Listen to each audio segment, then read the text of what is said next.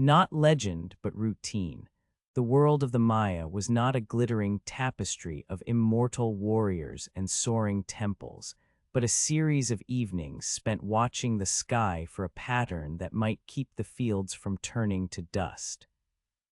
You will feel the roughness of limestone steps, the cool whisper of cenote water, and the faint scent of roasted cacao that steadies the mind more than any heroic feast. If the calm cadence of an ancient night helps you ease towards sleep, feel free to like, subscribe, or share, only if you wish. A quiet comment about where you hear this story, or whether you are drifting off or simply listening, would be a gentle nod to the community gathered around dim fires. Imagine the slow glow of torches flickering against stone, the night air holding its breath as you step onto the plaza, and let that image carry you forward into the story. You rise before the first light, the thatch of your modest dwelling rustling as you pull it aside. The night's breath still clings to the walls, a thin veil of dampness that smells faintly of earth and the lingering smoke from the hearth. Your feet meet the cool stone floor, each step a soft, familiar thud that echoes the rhythm of countless mornings before. The darkness outside is deep, but it is not empty.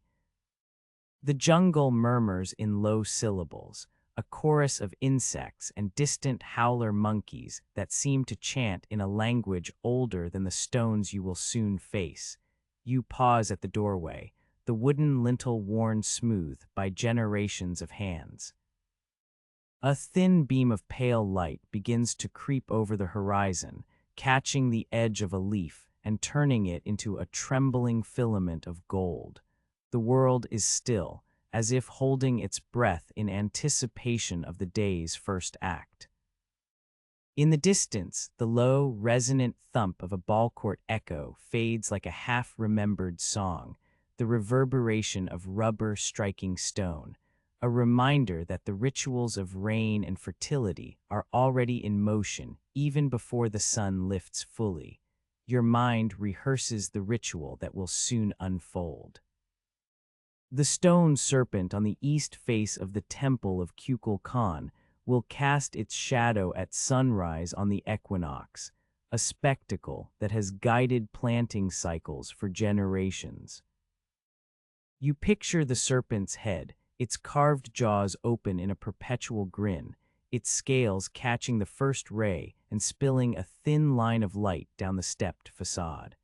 The image settles in your thoughts like a stone set in mortar, steady, unshakable, and oddly comforting you dress in a simple cotton mantle, the same one your mother wove from a loom that has known the rise and fall of many seasons.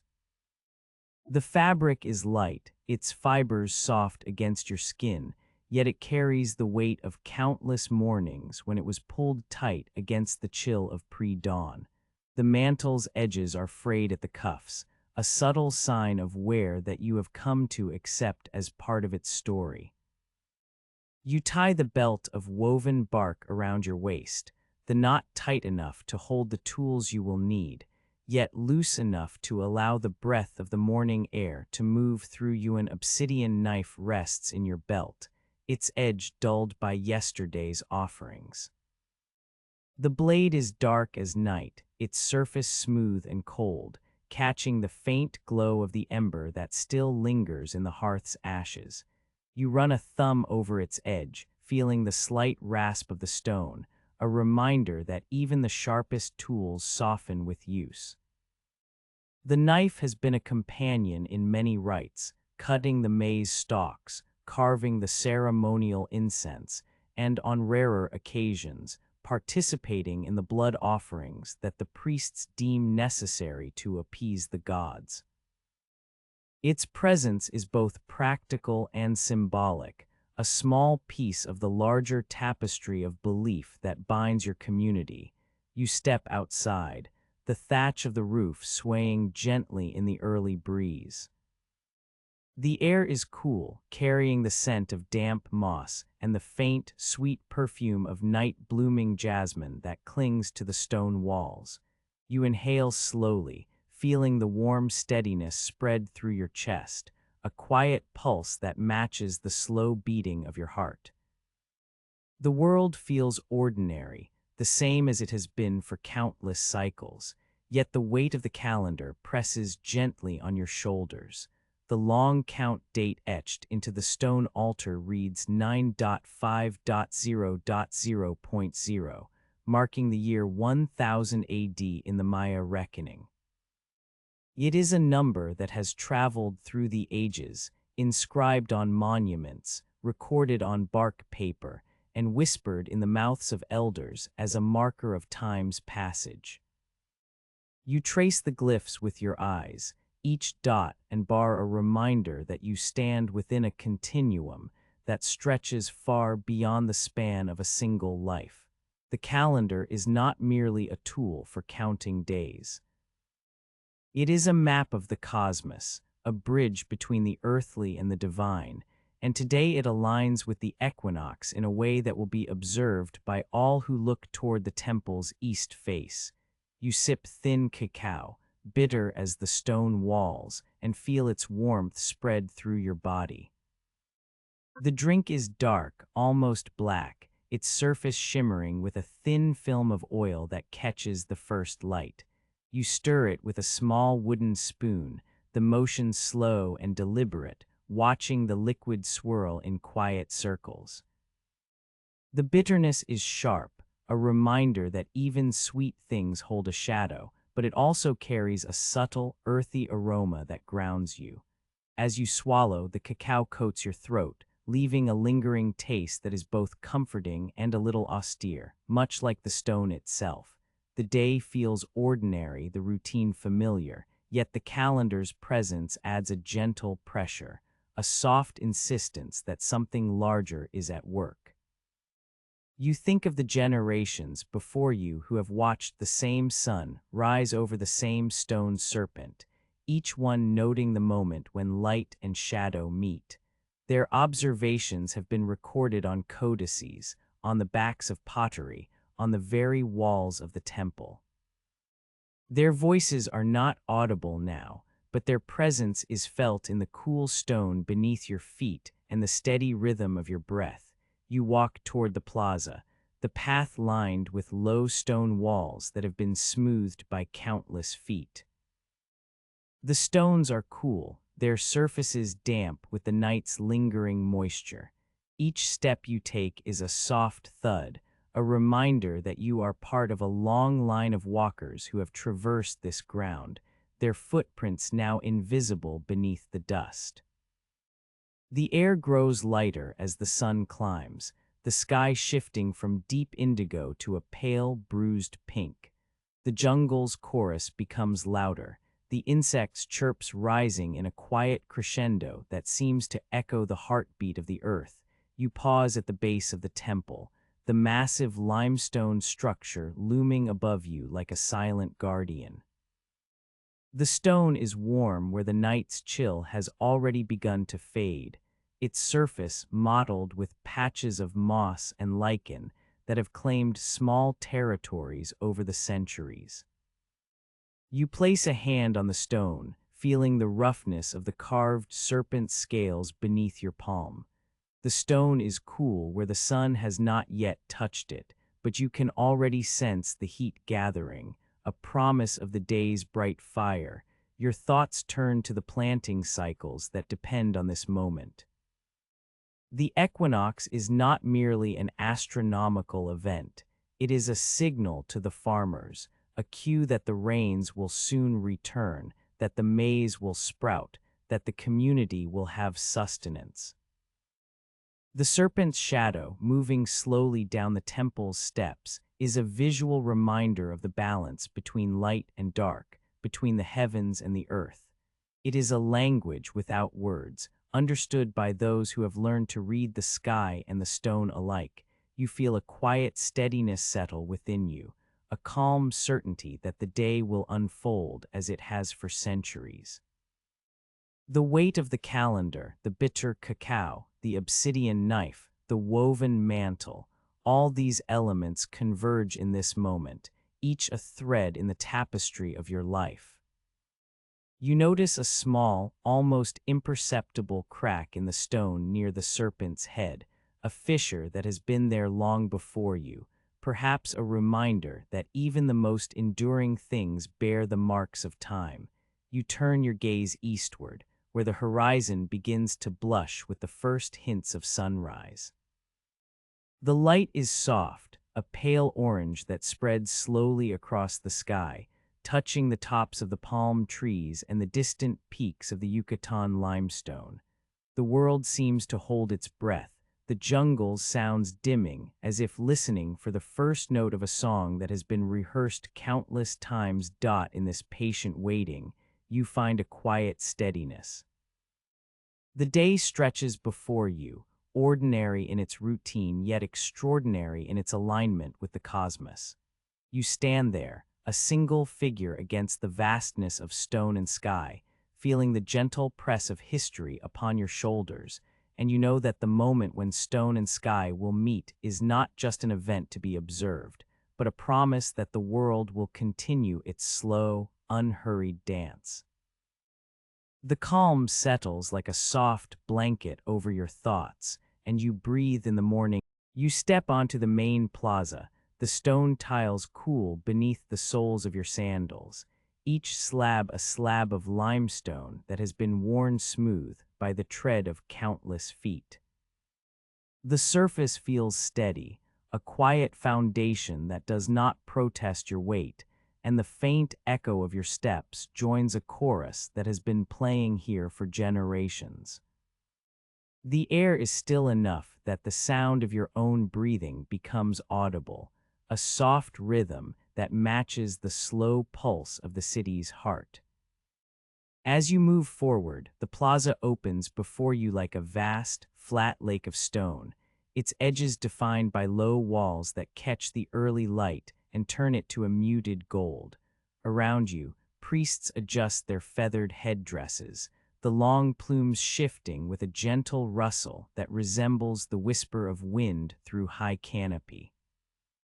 Their eyes, dark and focused, reflect the same anticipation that settles in your own chest, a quiet expectancy that does not need words. The headdresses, woven from bright quetzal feathers and dyed with the deep reds of cochineal, sit slightly askew, as if the weight of the day has already begun to press upon them. You notice a single feather that has slipped from its place, lying on the stone like a small, forgotten promise, and you smile faintly at the irony of such a grand ritual being held together by the smallest of details. A child tugs at a woman's skirt, his bare feet kicking up a thin veil of dust that settles briefly on the platform before being swallowed by the stone. The child's laughter is a soft, high note that rises above the murmurs of the adults, a reminder that life continues even as the heavens are being measured. The dust clings to the hem of the woman's woven skirt, a fabric of cotton that has been dyed with the earthy tones of the jungle, and you watch as she smooths it away with a practiced hand. The gesture is simple, yet it carries the weight of countless mornings where the same dust has been brushed aside, a ritual of its own that goes unnoticed by most to the north. The great ball court hums with the low vibration of a rubber ball being struck. The sound is a deep, resonant thud that travels across the stone, reverberating through the plaza like the distant rumble of an approaching storm that never arrives.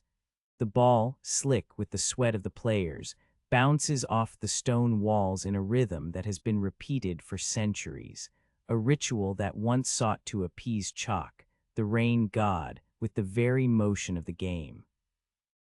You pause for a moment, listening to the cadence, and feel the subtle irony of a stone arena attempting to summon water through the motion of a ball, an effort as fragile as the thin line of a feather. Your path leads you toward a cenote that lies at the edge of the plaza, a sacred well of water that the Maya consider a mouth of the underworld. The stone rim of the cenote is smooth, worn by the hands of those who have come to drink, to pray, to offer.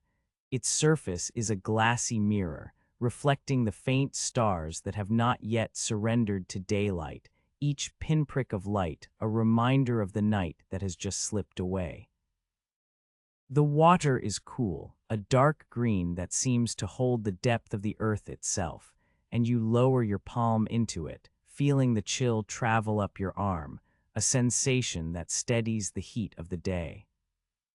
The water will later become a source of life for the village, should the rains come, and in this moment you sense the quiet promise that lies beneath the surface, a promise that is as much about patience as it is about survival.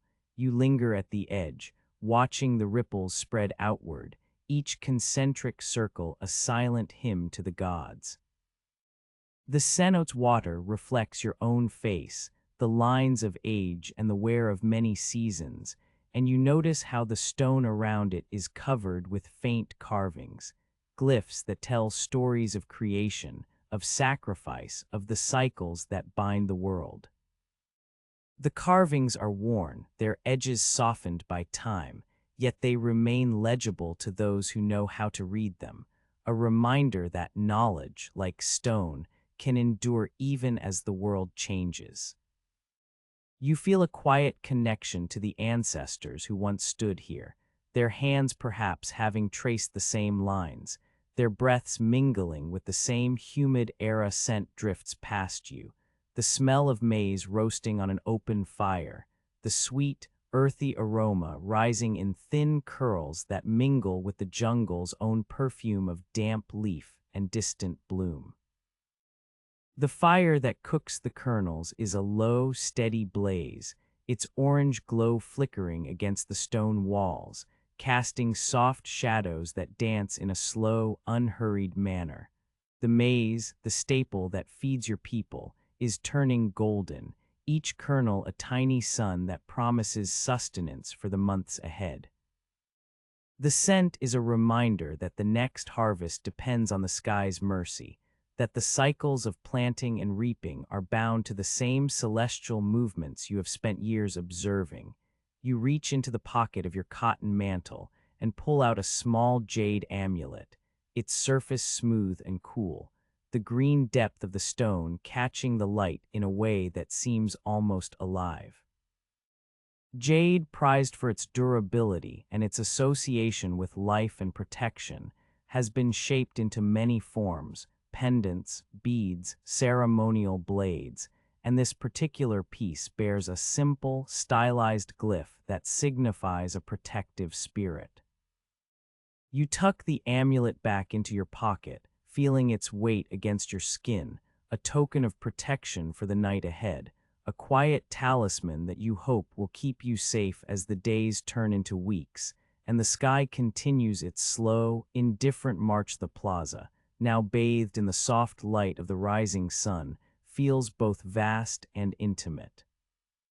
The stone tiles stretch out like a plain, endless and unchanging, yet the presence of each individual priest, child, woman, elder, creates a tapestry of human life that is woven into the very fabric of the place.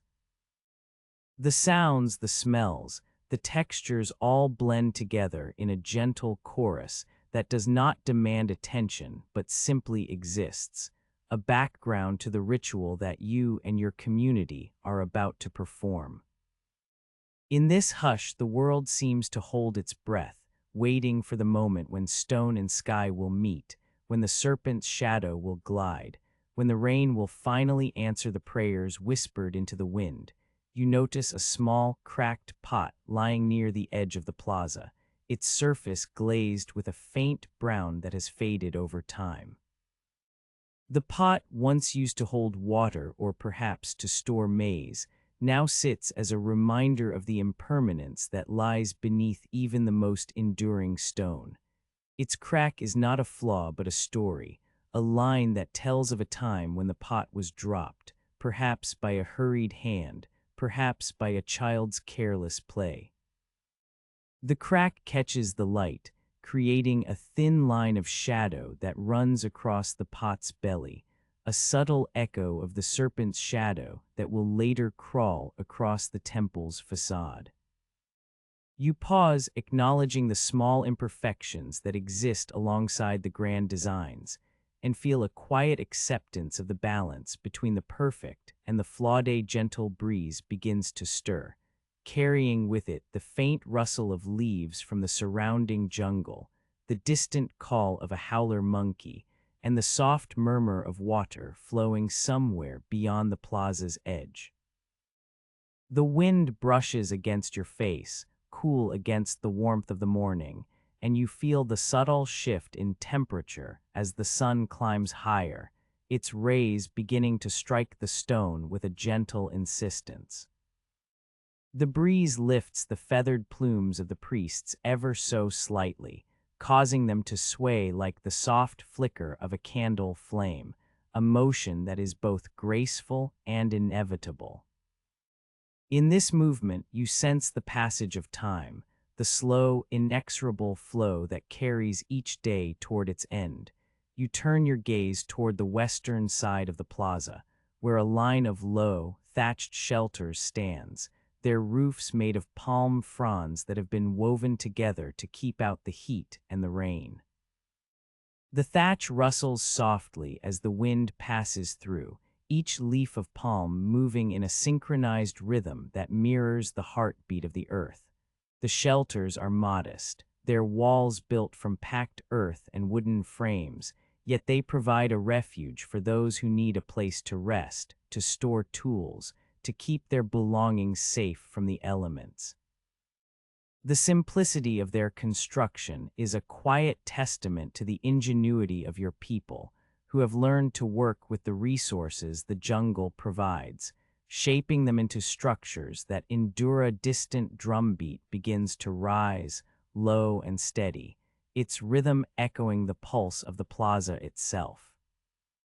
The drums, made from hollowed logs and animal skins stretched tight, produce a sound that is both grounding and uplifting, a reminder that the human heart beats in time with the world around it.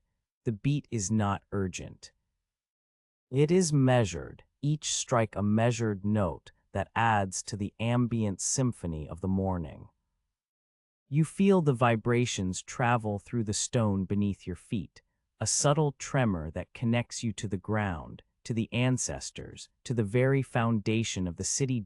In the midst of all these sensations, you become aware of the quiet steadiness that resides within you, a calm certainty that has been cultivated through years of watching the heavens, of noting the rise and fall of the sun, of listening to the rain's arrival and its absence.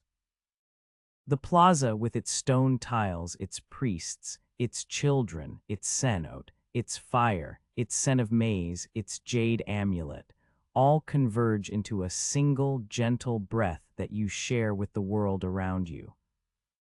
You inhale the cool air, feeling it fill your lungs, and exhale slowly, letting the rhythm of the plaza settle into your own heartbeat.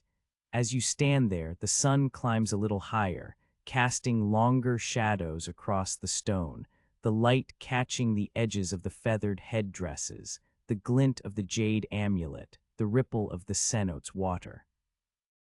The day unfolds with a measured patience, each moment a small, deliberate step toward the moment when the stone serpent will cast its shadow, when the sky will answer the prayers whispered into the wind. In this patient waiting, you find a quiet steadiness, a calm that anchors you to the stone, to the sky, to the endless cycle that has guided your people for generations. The plaza remains, a silent witness to the passage of time, and you, a part of its story, breathe in the hush and feel. You settle onto the low stone bench that has been worn smooth by generations of feet, each imprint a quiet testimony to the passage of time. The bench sits at the edge of the plaza, where the great stone platforms rise like patient sentinels against the sky. The glyphs of the Tzolk'in calendar are etched into the base, their lines still crisp despite the centuries of wind and rain that have brushed over them. You run a fingertip over the carved symbols, feeling the slight give of the limestone, as if the stone itself remembers the cadence of each day it records. The priest beside you, his headdress feathered with the soft blues of the Quetzal, lifts a small wooden tablet and reads aloud the day's designation. Lamat 1, the syllable Lamat the rabbit, carries the promise of fruitfulness, of new pathways opening like fresh shoots after a rain. You hear the word and sense the subtle weight it carries, a promise that is both hopeful and measured, as if the universe offers a gentle nudge rather than a grand proclamation. The priest's voice is low, the tone measured, and the words fall into the morning air like droplets of water finding their place among the stones. You turn your gaze to the horizon, where the sun hangs low, its light filtered through the canopy of ceiba and sapodilla trees that fringe the plaza. The light catches the edges of the glyphs, making the carved lines glow faintly, as if the stone were breathing. You think of the calendar round, the intricate weaving of the 260-day ritual cycle with the 365-day H or a B ejective solar calendar. The Maya have bound these two cycles together like twin vines, each supporting the other, each completing a pattern that repeats only after 52 years. You recall the scholars of later centuries who would marvel at this system, their pens scratching in awe at the precision of a people who could predict eclipses and solstices without the aid of telescopes.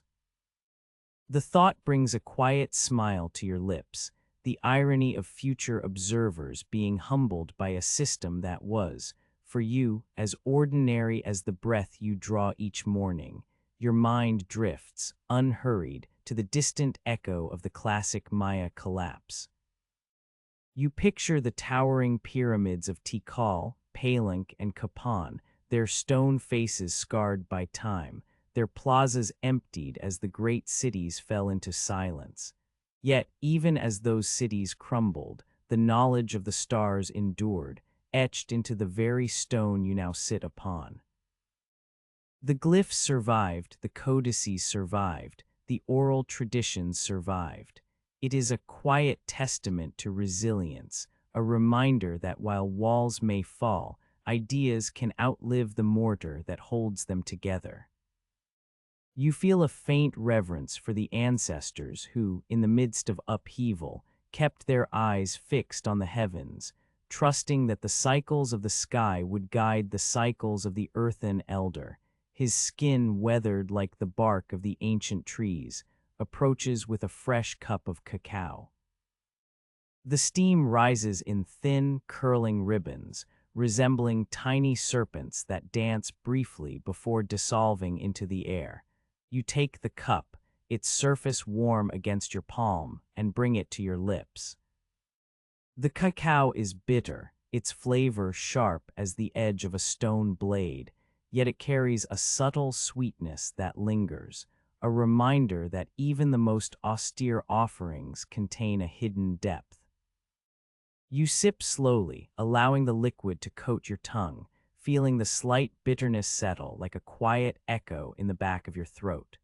The taste is a small meditation in itself, a moment where the world narrows to the simple act of drinking, and then expands again as the steam mingles with the morning mist. A gentle wind begins to stir, rustling the leaves of the surrounding trees.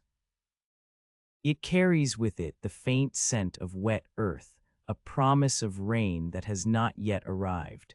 The scent is faint, almost nostalgic, as if the world is recalling a memory of water long before it touches the ground. You close your eyes for a heartbeat, inhaling the aroma, feeling it settle in the hollows of your chest. The breath you draw is steady, matching the rhythm of the heartbeat that the drums of the plaza will later echo. In this pause, you sense the world holding its breath, waiting for the moment when stone and sky will once again converge. Your thoughts turn to the practicalities of the day ahead.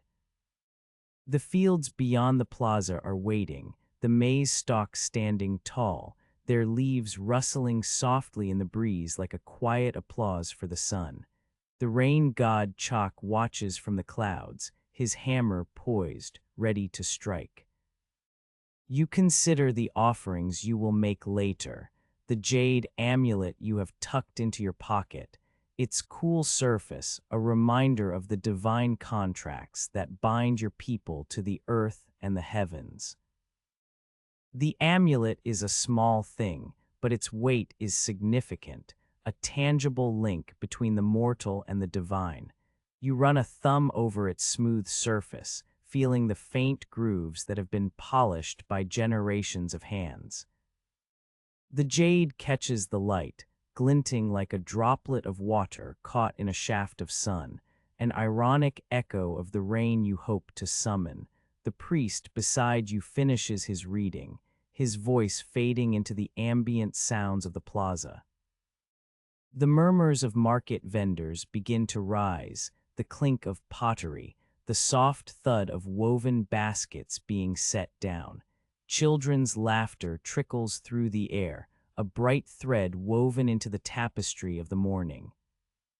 You watch a young boy chase a wooden ball, his feet kicking up a thin cloud of dust that settles on the stone steps, only to be brushed away by the next gust of wind. The scene is ordinary, yet each detail feels like a note in a larger composition, each sound a subtle chord that supports the melody of the day. You open your bark paper codex, its surface rough and fibrous, the fibers still holding the faint scent of the sap from which it was made. With a reed pen you begin to mark the moment, the precise alignment of the day's glyphs with the solar calendar. The ink is dark, almost black, and as it spreads across the paper, it leaves a small, deliberate line, your record of the moment when the world's cycles intersect. You pause, allowing the ink to dry, and notice how the paper absorbs it, the fibers swelling slightly, as if the codex itself is breathing with you.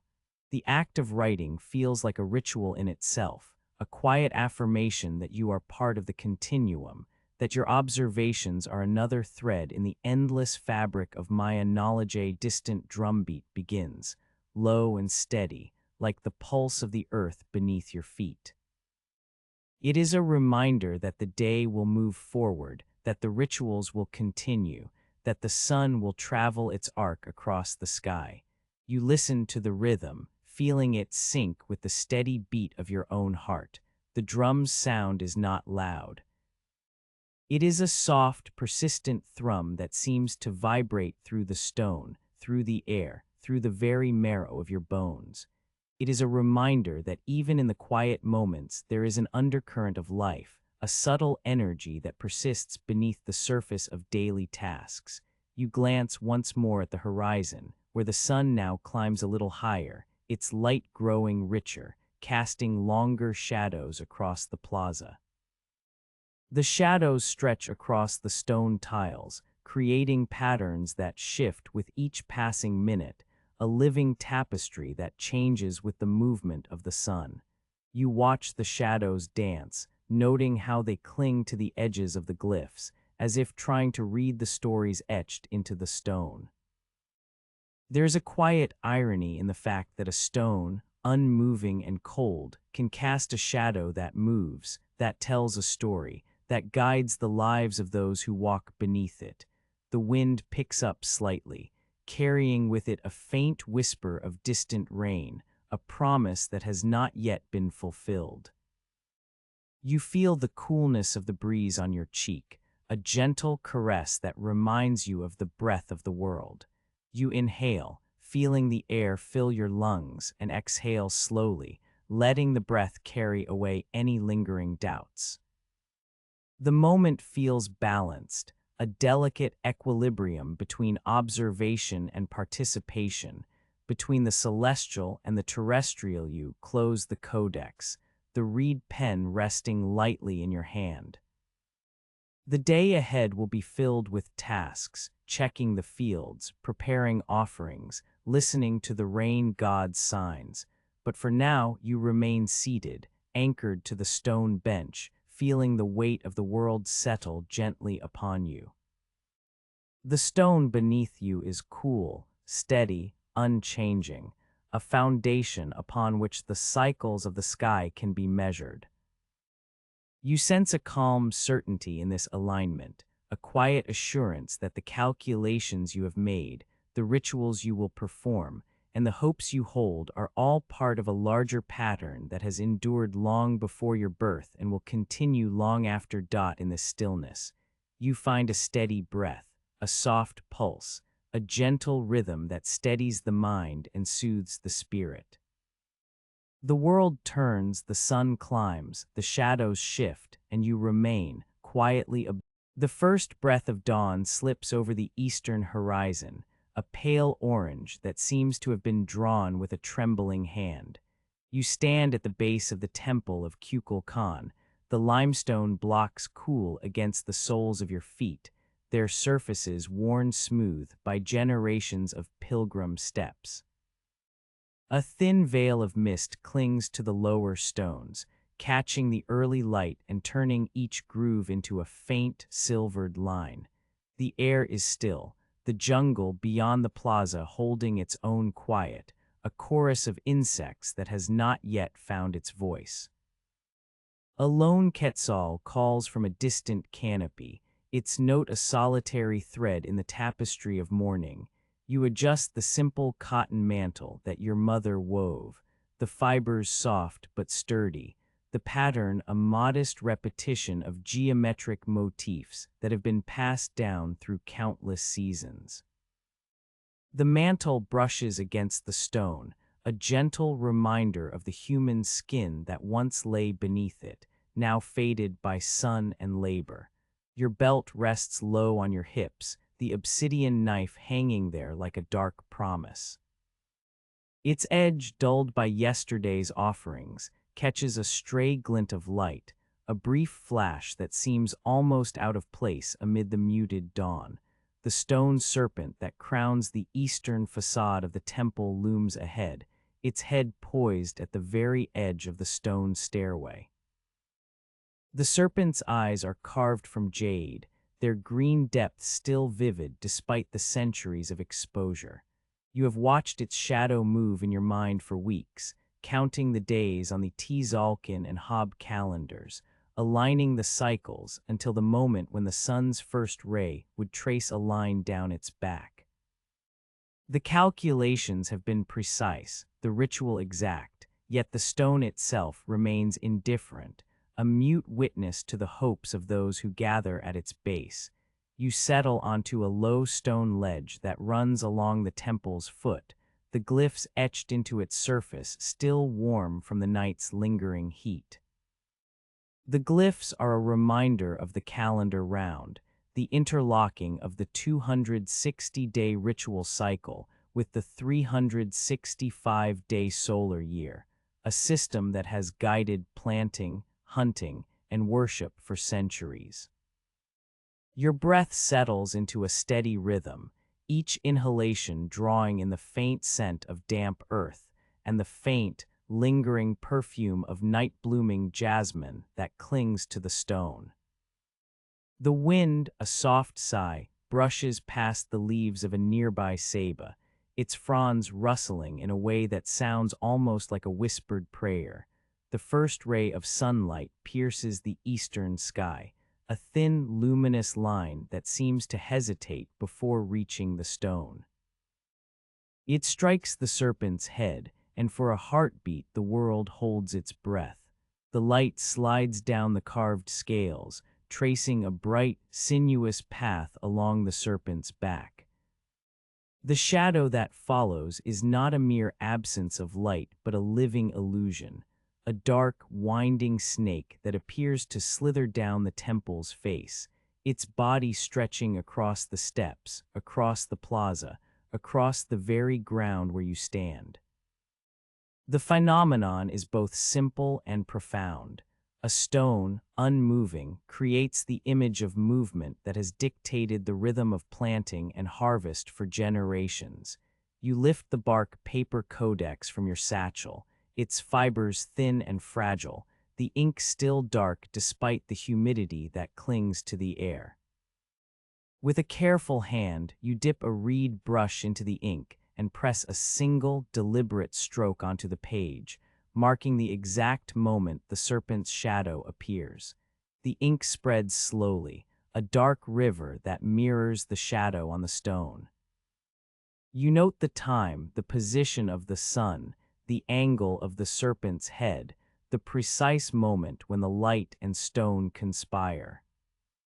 The act of recording feels like a small rebellion against the vastness of the cosmos, a way to anchor the fleeting into something tangible beside you, a fellow astronomer, a man whose face is lined with the same quiet determination that marks your own, mutters a low prayer to Chalk, the rain god whose hammer is said to split mountains. His voice is barely audible over the sigh of the wind, a soft murmur that seems to blend with the rustle of the ceiba leaves. The prayer is not a plea for rain today.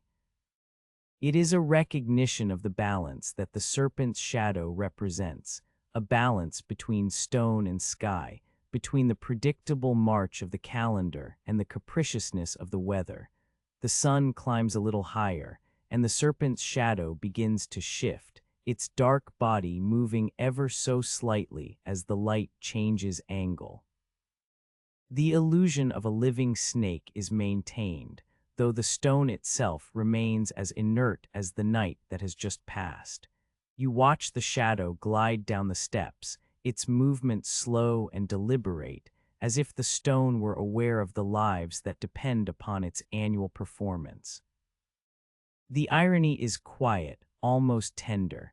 A stone, unmoving and cold, dictates the rhythm of planting, of harvest, of prayer, of sacrifice. It is a reminder that the world's greatest motions often arise from the most still of sources. The plaza around you awakens in soft increments. Priests in feathered headdresses adjust their ceremonial garments, the bright plumes catching the light and casting colorful shadows on the ground. A child, barefoot and dust-covered, runs past, his laughter a brief, bright note that rises above the murmurs of the adults. The ball court to the north begins to stir, the low thump of a rubber ball being struck echoing faintly, a reminder of the rituals that seek to appease the rain god through sport and sacrifice. The scent of maize roasting on an open fire drifts from a nearby hearth, the aroma mingling with the coolness of the morning air, a sensory reminder that the day's labor will soon turn to sustenance. You feel the weight of the obsidian knife at your side, its dark surface a small, constant presence. The knife, though dulled, carries the memory of offerings made in earlier years, blood, incense, the occasional small animal, each sacrifice a token of gratitude or supplication. The knife's edge catches the light now and then, a brief flash that seems out of place among the gentle glow of dawn. It is a reminder that even in moments of serene observation, the undercurrent of duty and expectation runs deep. The wind picks up slightly, carrying with it a faint scent of wet earth, as if the world itself is holding its breath, waiting for the rain that may or may not come. The sound of distant drums, low and steady, drifts from the plaza, their rhythm matching the heartbeat of the earth. You close your eyes for a moment, allowing the sounds to settle into your mind, each beat a metronome that measures the passage of time between the first light and the inevitable dusk. Your thoughts drift to the ancient records etched into stone throughout the city, the stelae that speak of past droughts, of triumphs, of the rise and fall of dynasties. The knowledge of the stars, preserved in these carvings, has survived the collapse of the classic Maya cities centuries ago. It is a testament to the resilience of observation, to the way that a simple alignment of stone and sun can outlast empires. You feel a quiet certainty in this continuity, a sense that the same sun that now paints the serpent's shadow has risen over the same stones for countless generations before you, and will continue to do so after you. The sun, now higher, casts a brighter light over the temple, the serpent's shadow becoming a darker, more defined line that runs down the steps. The stone's surface, warmed by the sun, radiates a gentle heat that you can feel through the soles of your feet. You shift your weight, feeling the coolness of the stone beneath you give way to a subtle warmth, a tactile reminder that the day is beginning in earnest. The heat is not oppressive yet. It is a soft, embracing presence that seems to wrap the plaza in a quiet blanket. You open your codex again, the ink still fresh, the single stroke you made earlier now a small anchor in the page. You add a few more marks, noting the angle of the sun, the length of the shadow, the exact position of the serpent's head at this moment. The act of writing feels like a meditation, each line a breath, each mark a step in a ritual that is both personal and communal. The codex, fragile as it is, becomes a bridge between the intangible, light, shadow, time, and the concrete, the ink that records it. A priestess approaches, her headdress shimmering with feathers of bright turquoise and crimson. She carries a small offering, a bowl of fresh water drawn from the cenote, its surface reflecting the early light like a tiny mirror. She places it at the base of the serpent's stone head, a gesture of reverence that seems to acknowledge the stone's role as a conduit between the heavens and the earth. The water ripples gently, the motion creating tiny concentric circles that expand outward, a subtle echo of the ripple effect that the serpent's shadow has on the lives of those gathered. You watch the water's surface, noting how the light catches the droplets that rise and fall, each one a fleeting sparkle that disappears as quickly as it appears. The scene is simple, almost mundane, yet it carries a weight that feels profound. The offering is not grand. It is a modest bowl of water, a reminder that the rituals of the Maya often rely on the humility of small acts, on the quiet accumulation of many modest gestures. A soft chuckle escapes you, barely audible, as you consider the paradox of the moment. The stone, unmoving and cold, has become a stage for the living, for the breath of the sun, for the flow of water, for the whisper of prayer. The stone's silence is louder than any chant, its stillness louder than any drum. The irony is gentle, a quiet smile that rests in the corner of your mind, acknowledging that the most powerful forces often arise from the most inert of objects. The wind shifts again, this time bringing a faint scent of rain that has not yet arrived, a promise that hangs in the air like a distant note of a song you have heard before. The sound of the rubber ball from the ball court grows louder, the thump resonating through the stone, a reminder that the day will soon be filled with activity, with sport, with the communal effort to honor the gods. The plaza begins to fill, people moving in measured steps, their shadows lengthening as the sun climbs higher, each one a small echo of the serpent's own shadow. You feel the day's weight settle upon you, not as a burden but as a gentle pressure, like the soft press of a hand on your shoulder. The stone serpent, the codex, the knife, the offering bowl, all these elements converge in this moment, each a thread in the tapestry of a day that is both ordinary and extraordinary. You inhale the cool, slightly humid air, feeling the breath of the jungle mingle with the breath of the city, a mingling that feels timeless. As the sun rises further, the serpent's shadow begins to retreat, the dark line receding up the stone face, its movement a slow, deliberate withdrawal. The light now fully illuminates the temple's facade, the carved scales glinting in the brightening day. The stone, now bathed in full light, seems to sigh, its surface warm and steady, a silent witness to the passage of another equinox. You lower your codex, the ink now dry, the marks permanent on the fragile paper. You tuck it back into your satchel, feeling the weight of the recorded moment settle against your side. The day ahead will be filled with work, with observation, with the quiet rituals that sustain the village.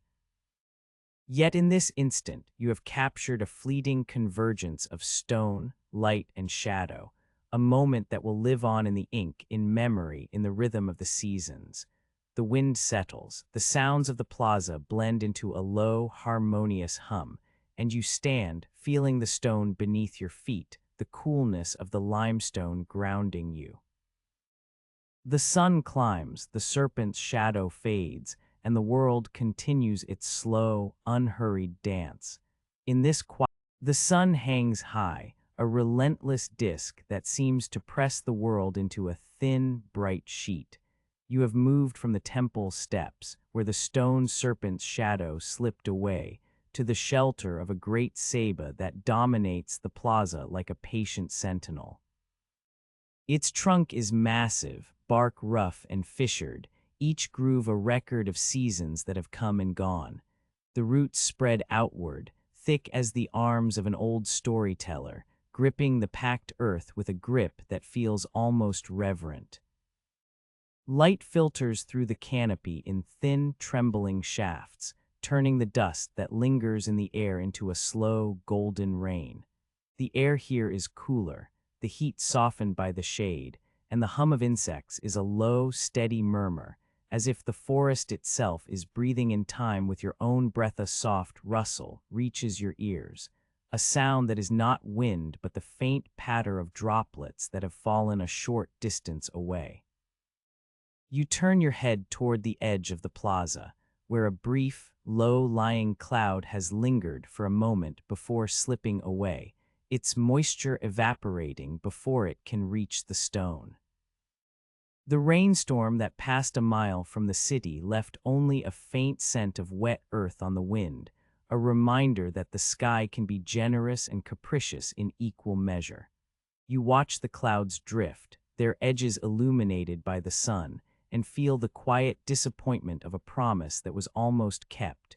Your thoughts drift, as they often do in these pauses, to the oral histories that your elders have spoken of when the rains failed. They speak of droughts that scarred the Yucatán in the 9th and 10th centuries, of cracked earth that cracked the very foundations of the great cities, of granaries that stood empty like hollowed-out shells. The stories are etched not only in words but in stone. The stelae that line the avenues bear glyphs that tell of the year of the great thirst, of the sun that ate the fields. You have traced those glyphs with your eyes many times, each line a reminder that the cycles you observe now are part of a longer, unbroken chain.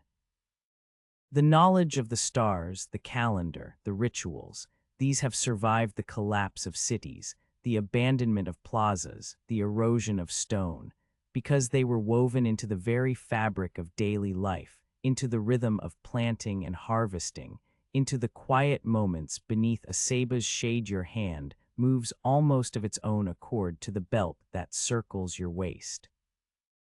The obsidian knife rests there, its dark blade catching a stray beam of light and throwing back a brief, sharp glint. It is a small thing, a shard of volcanic glass honed to a fine edge, its surface smooth where it has been polished, its corners still bearing the faint scars of countless offerings. Yesterday's ritual left the blade dulled, the edge softened by the friction of cutting through the flesh of a sacrificed animal. You remember the weight of that sacrifice, the smell of incense that rose in thick curls, the murmured prayers that rose with it. The knife is more than a tool. It is a conduit, a reminder that the gods demand both blood and precision, that the act of cutting is both an offering and a statement of intent. You run a thumb over the edge, feeling the faint roughness where the stone has been worked, and a small, dry smile touches your lips. There is an irony in the fact that a piece of dead volcano, once molten and unstoppable, now sits still in your belt, its purpose defined by the hands that wield it. A servant approaches, his sandals soft on the packed earth, carrying a shallow bowl of boiled maize. The maize is the staple that has fed your people for generations, the golden kernels that swell in the pot, their skins softening, their scent rising in a modest, earthy perfume. The bowl is simple, made of hollowed gourd, its surface unadorned, its rim worn smooth by countless hands. You take the bowl, feeling its cool weight, and bring it to your lips. The first bite is unremarkable, the flavor plain, the texture neither crisp nor mushy, but just enough to remind you of the sustenance that comes from the earth.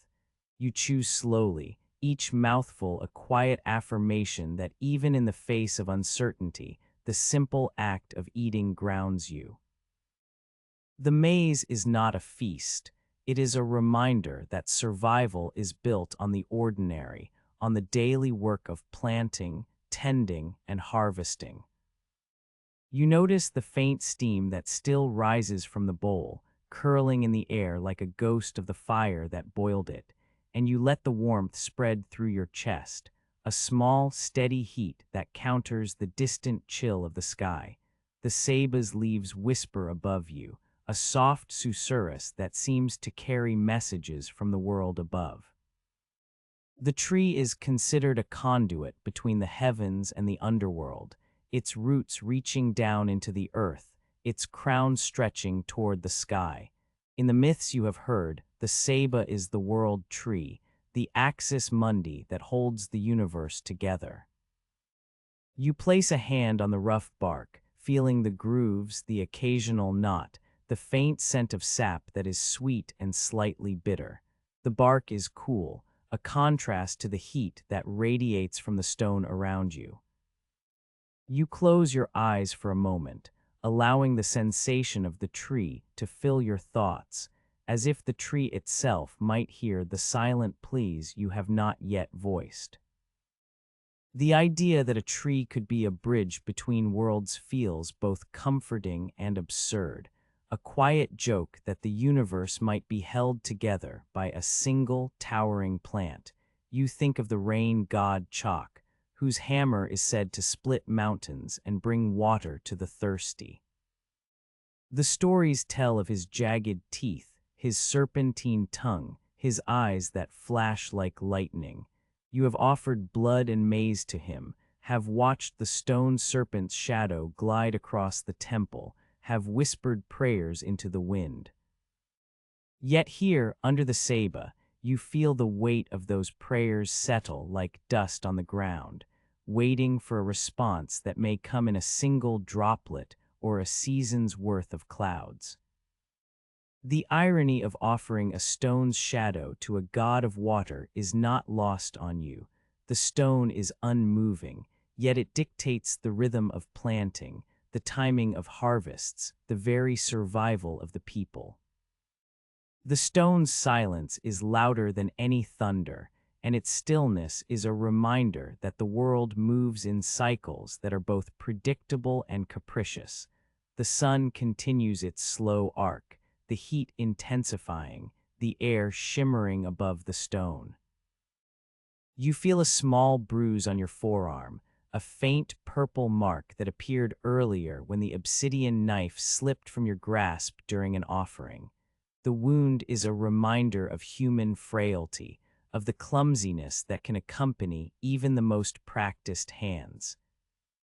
The bruise throbs faintly, a pulse that matches the rhythm of your heartbeat, a subtle echo of the drum beats that will later fill the night. You flex the arm, feeling the slight sting, and the fire of the sun seems to warm the spot, as if the light itself is trying to soothe the ache. The pain is minor, but it grounds you, pulling your thoughts back from the abstractions of calendars and celestial alignments to the simple fact that you are a body, a flesh that can be cut, bruised, and healed. You glance again at the bowl of maize, now half empty, the steam having faded. The servant who brought it stands a short distance away, his eyes scanning the plaza, perhaps watching the children who dart between the stone columns, perhaps listening for any sign that the sky might finally open. He is a figure of quiet efficiency, his movements measured, his presence a reminder that the community continues its work even when the heavens are silent. You offer him a nod, a small acknowledgement of his role, and he returns the gesture with a faint smile that does not reach his eyes, as if he too feels the weight of the day's uncertainty. The Saba's roots, thick as ropes, spread across the plaza floor, their tips disappearing into the sand. You imagine the stories that could be told by those roots, the generations of feet that have walked over them, the countless ceremonies that have taken place in their shade. The tree has witnessed the rise and fall of kings, the building of pyramids, the carving of stelae, the quiet moments of individuals like yourself who have stood beneath its canopy and whispered hopes into the wind. The thought is both humbling and comforting. You are a thread in a tapestry that is far larger than any single life, a single breath among many that have risen and fallen with the same rhythm. A distant sound reaches you, a low, resonant thump that could be a drum, a footfall, or the echo of a stone striking another. It is faint, almost swallowed by the heat, but it reminds you that life continues beyond the immediate circle of shade. The plaza, with its stone platforms and carved lintels, is alive with the subtle vibrations of daily existence. The market stalls, though not yet set up, will soon be filled with the chatter of merchants, the clink of jade beads, the scent of roasted chilies. The children will return to their games, their laughter a bright counterpoint to the solemnity of the rituals.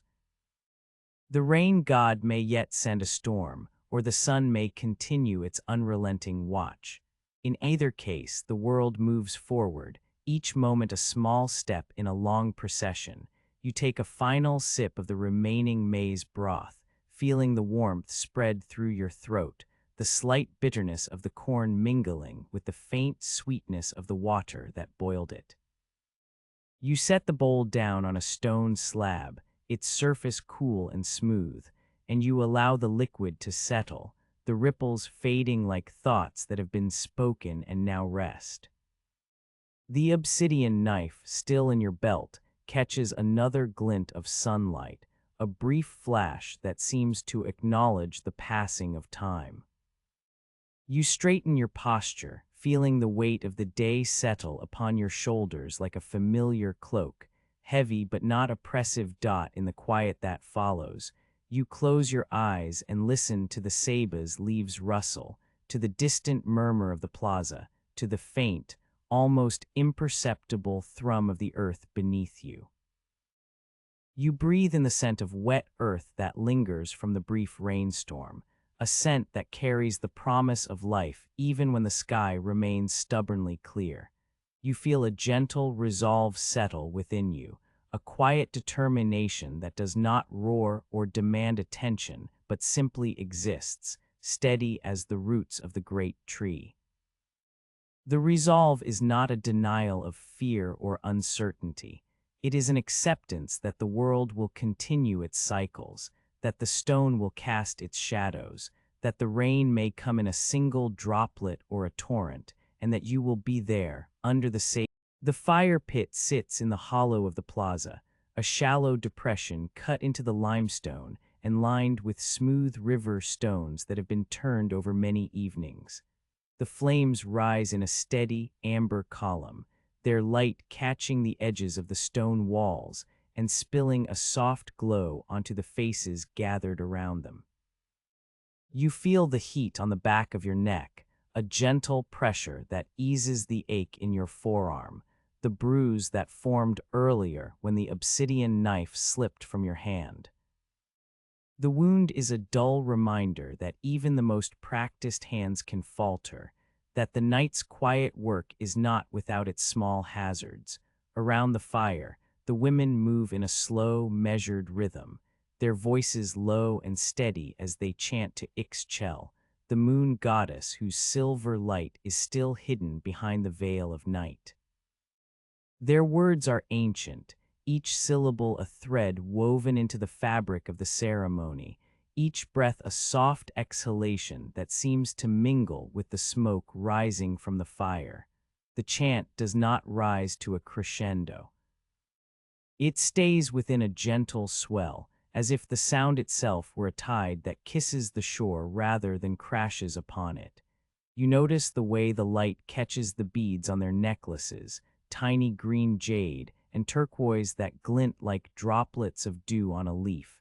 The men sit opposite them, their drums placed on the ground with careful reverence. The drum heads are made of stretched animal skin, taut and responsive, and the sticks are carved from a single piece of hardwood, smoothed by years of use. When they strike, the rhythm is slow, deliberate, mimicking the heartbeat of the earth that the Maya have long understood to pulse beneath the surface of the stone and soil. The beat is not a call to war or a frantic summons. It is a reminder that time moves forward, inexorably, even when the sky offers no rain. The drum's thump resonates through the stone, a low vibration that you can feel in the soles of your feet, as if the ground itself were humming in agreement.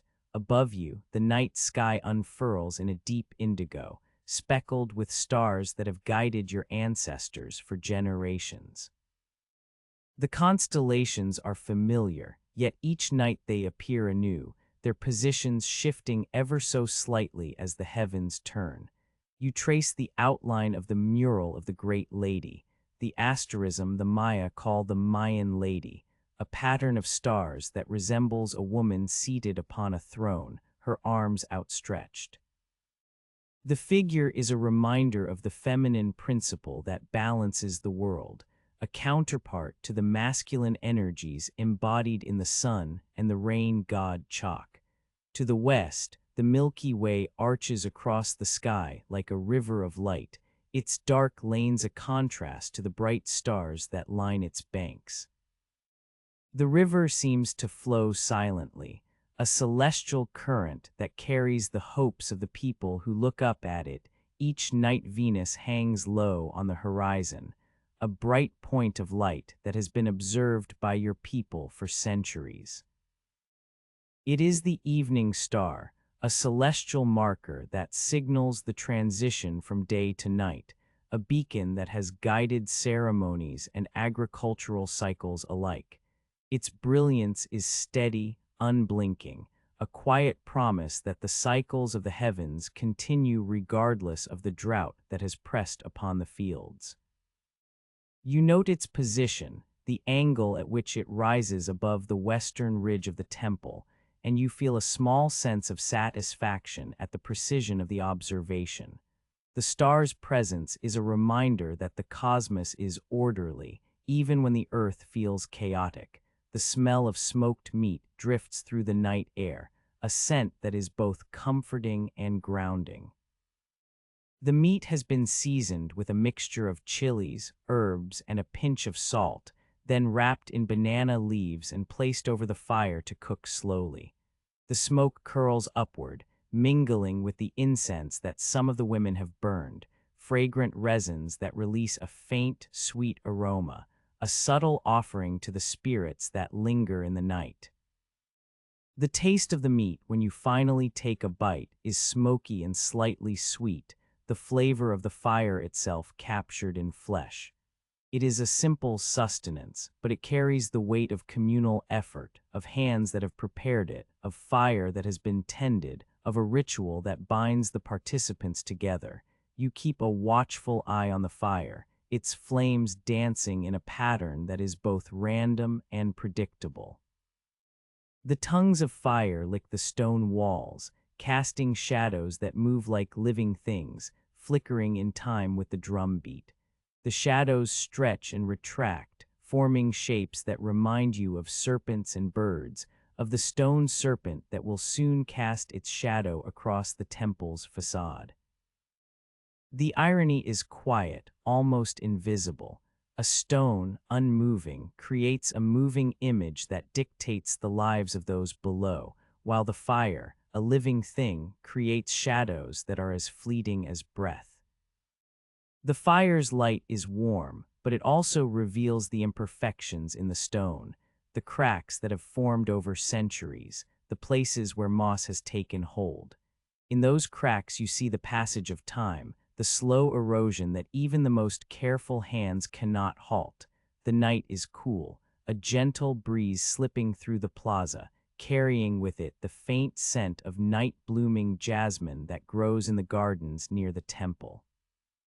The jasmine's perfume is subtle, a whisper of sweetness that lingers on the skin and in the breath.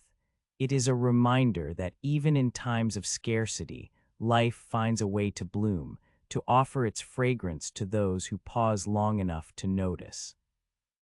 The breeze also brings a slight rustle of leaves from the ceiba tree that stands nearby, its massive trunk a conduit between the earth and the sky.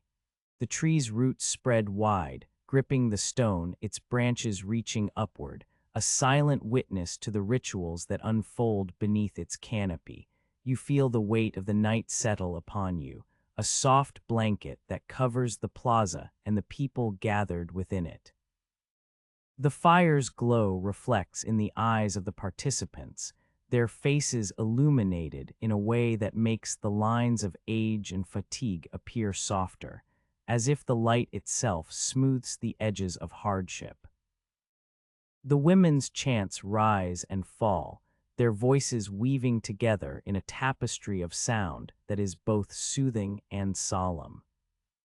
The drum's rhythm continues, a steady pulse that seems to echo the beating of your own heart, a reminder that you are part of a larger whole, a single thread in a vast loom. You think back to the morning when the stone serpent's shadow had traced its path across the temple, a moment recorded in your bark paper codex with careful ink.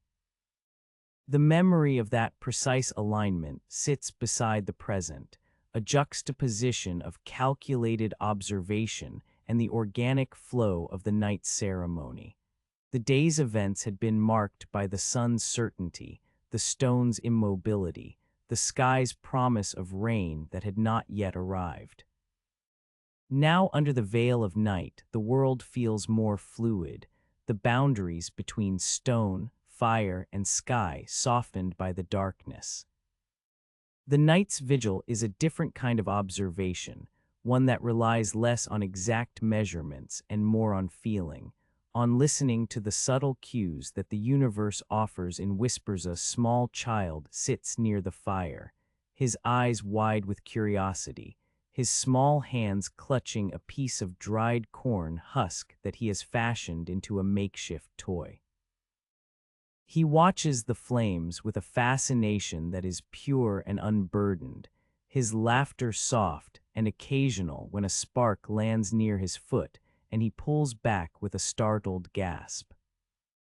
The child's presence is a reminder that life continues, that the cycles of planting and harvesting will be carried forward by the next generation, that the rituals you perform now will be remembered and perhaps altered by those who come after. The child's innocence contrasts with the weight of the responsibilities you bear, a gentle tension that settles into a quiet acceptance.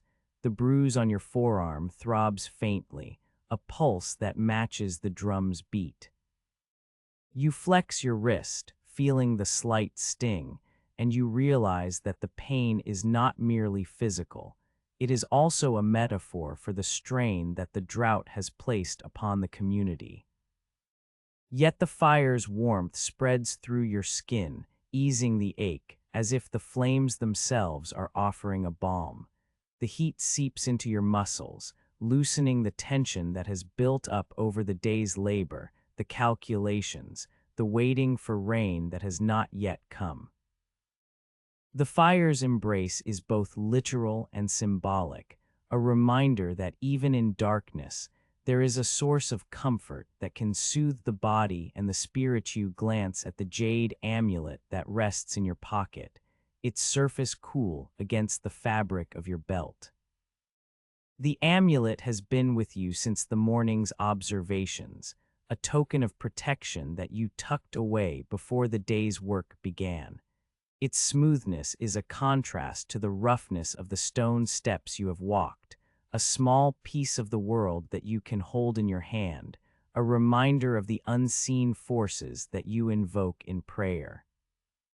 The amulet does not glow, but it seems to pulse faintly, as if resonating with the fire's energy, with the drum's rhythm, with the chant's cadence. You feel a quiet gratitude for its presence, for the belief it represents, for the way it anchors you to a lineage of observers and seekers. The night deepens, and the stars become brighter, their light unfiltered by the haze of day. The constellations shift imperceptibly, the Milky Way's river of light widening, the dark lanes becoming more pronounced.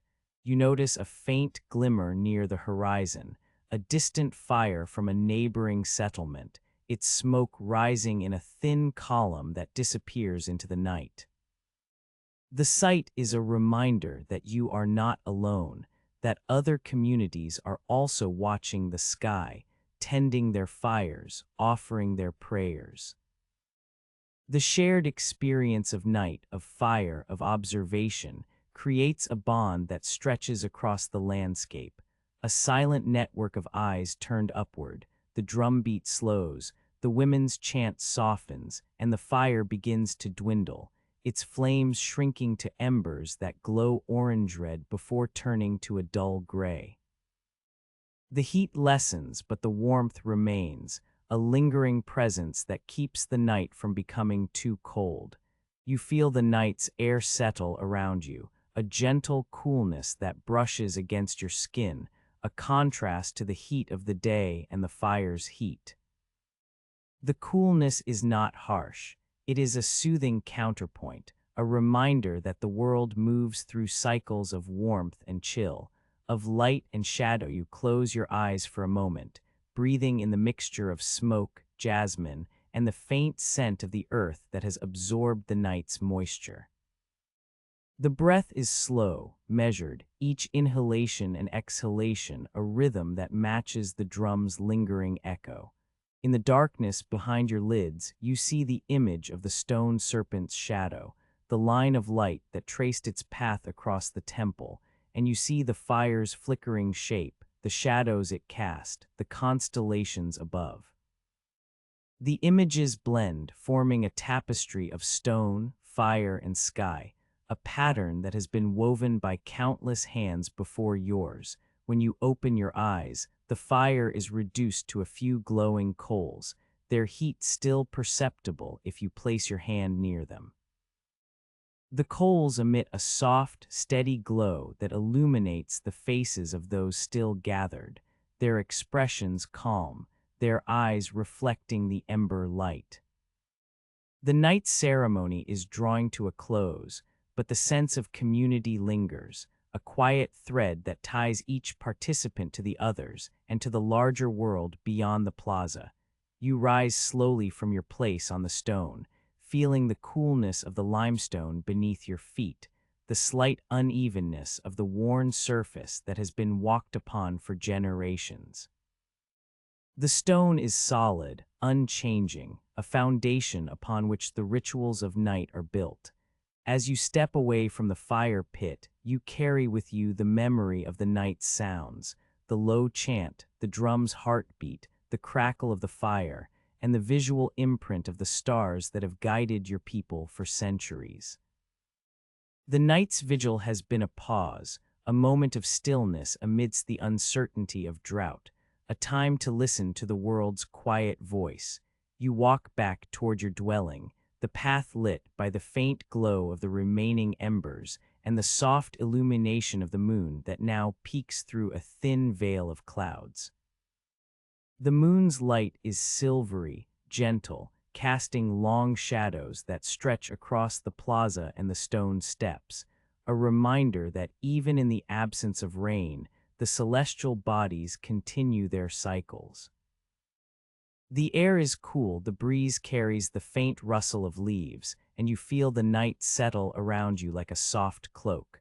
The journey back is unhurried, each step measured, each breath synchronized with the rhythm of the night you have just witnessed. Reaching the threshold of your home, you pause for a moment, hand resting on the wooden door, feeling the grain beneath your palm. The door is simple, made of sturdy timber, its surface worn smooth by years of use. You push it open, the faint creak echoing softly in the quiet night. Inside, the interior is dim, illuminated only by the faint glow of a small oil lamp placed on a low table. The lamp's flame flickers gently, its light warm and steady, mirroring the embers you left behind. You step inside, close the door, and let the night's cool air give way to the modest warmth of the interior. You sit on the low bench near the hearth, the stone slab that holds the fire's remnants, and you allow the day's observations, the night's chants, and the fire's heat to settle within you. The bruise on your forearm throbs faintly, a reminder of the day's labor, yet the pain is softened by the calm that the night has brought. You place the jade amulet back into your pocket, feeling its smooth surface against the fabric, a quiet token of protection that will accompany you into the night's rest. The night stretches out beyond the walls, the stars visible through the small opening in the roof, the constellations steady in their positions. You breathe in the cool air, feeling the rhythm of your breath align with the lingering echo of the drum, with the soft chant that still reverberates in your memory. The world outside is quiet, the jungle's distant sounds muted, the rain's absence a palpable stillness. Yet within you there is a sense of continuity, a feeling that the cycles of stone, fire, and sky will persist, that the rituals you have taken part in are part of an unhurried rhythm that extends far beyond any single drought. You close your eyes once more, allowing the night's calm to settle over you like a soft blanket, the gentle pulse of the fire's memory and the drum's beat syncing with the slow, even rhythm of your heart. In this stillness, you sense the continuity of the cycles, the unhurried flow of time that carries the stone serpent's shadow, the fire's glow, and the star's light across generations. The night's vigil has ended, but its quiet presence remains, a gentle assurance that the world will turn, that the rain may yet come, and that you will be ready to observe, to record, and to honor the balance that sustains you. You rise before the first breath of light, the night still holding its cool in the thatch of your dwelling. The woven fibers shift softly as you pull them aside, a quiet rustle that seems to echo the distant sigh of the jungle. The air is dry, carrying the faint perfume of damp earth that has not yet been awakened by the sun. Your feet find the familiar stone path that leads toward the great temple, each step a measured press against the cool limestone, the surface worn smooth by generations of pilgrims who have walked this way in hope and habit. The sky is a deep indigo, a canvas brushed with the faintest glimmer of stars that have watched the same cycles for centuries. A lone quetzal calls from the canopy, its voice a thin, plaintive note that drifts down and settles briefly on the stone before fading. You pause at the edge of the plaza, feeling the weight of the day's purpose settle on your shoulders like a well-knit mantle. The mantle you wear is the same simple cotton garment your mother wove on a loom that has known the rise and fall of many seasons. Its threads are soft but sturdy, the pattern a modest band of geometric motifs that speak of harvest and rain in muted tones. Around you, the priests begin to adjust their feathered headdresses, the bright plumes catching the first hints of dawn and trembling with each subtle movement of the wind. Their eyes, dark and focused, reflect the same anticipation you feel, a quiet communion of minds that have learned to read the sky as a ledger of promises.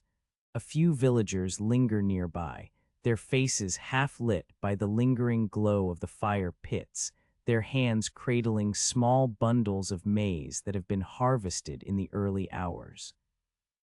The maize kernels are still warm from the fire, their scent sweet and earthy, a reminder of the labor that has sustained your people through lean years and plentiful ones alike. You feel the familiar weight of the obsidian knife at your belt, its edge dulled by yesterday's offerings, but still sharp enough to cut through the thick bark of a ceiba or the husk of a corn ear. The knife is a small, dark reminder of the sacrifices made to the gods, a tool that has been both a practical instrument and a ceremonial token.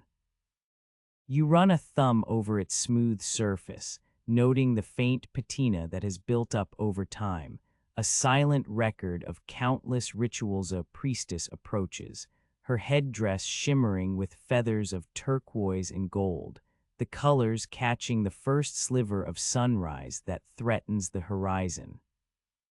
She carries a small wooden box, its lid bound with twine, and within it rests the carved figurine you have brought, a jaguar, its body sleek, its eyes cut from a piece of polished jade that catches the light in a way that seems almost alive. The jaguar is a symbol of power and renewal, its fierce presence a promise that the forces of the earth may be coaxed back into generosity. You hand the figurine to the priestess, feeling the cool weight of the wood against your palm, the faint scent of sap lingering in the air. The priestess nods, a small, solemn gesture that acknowledges the offering without words.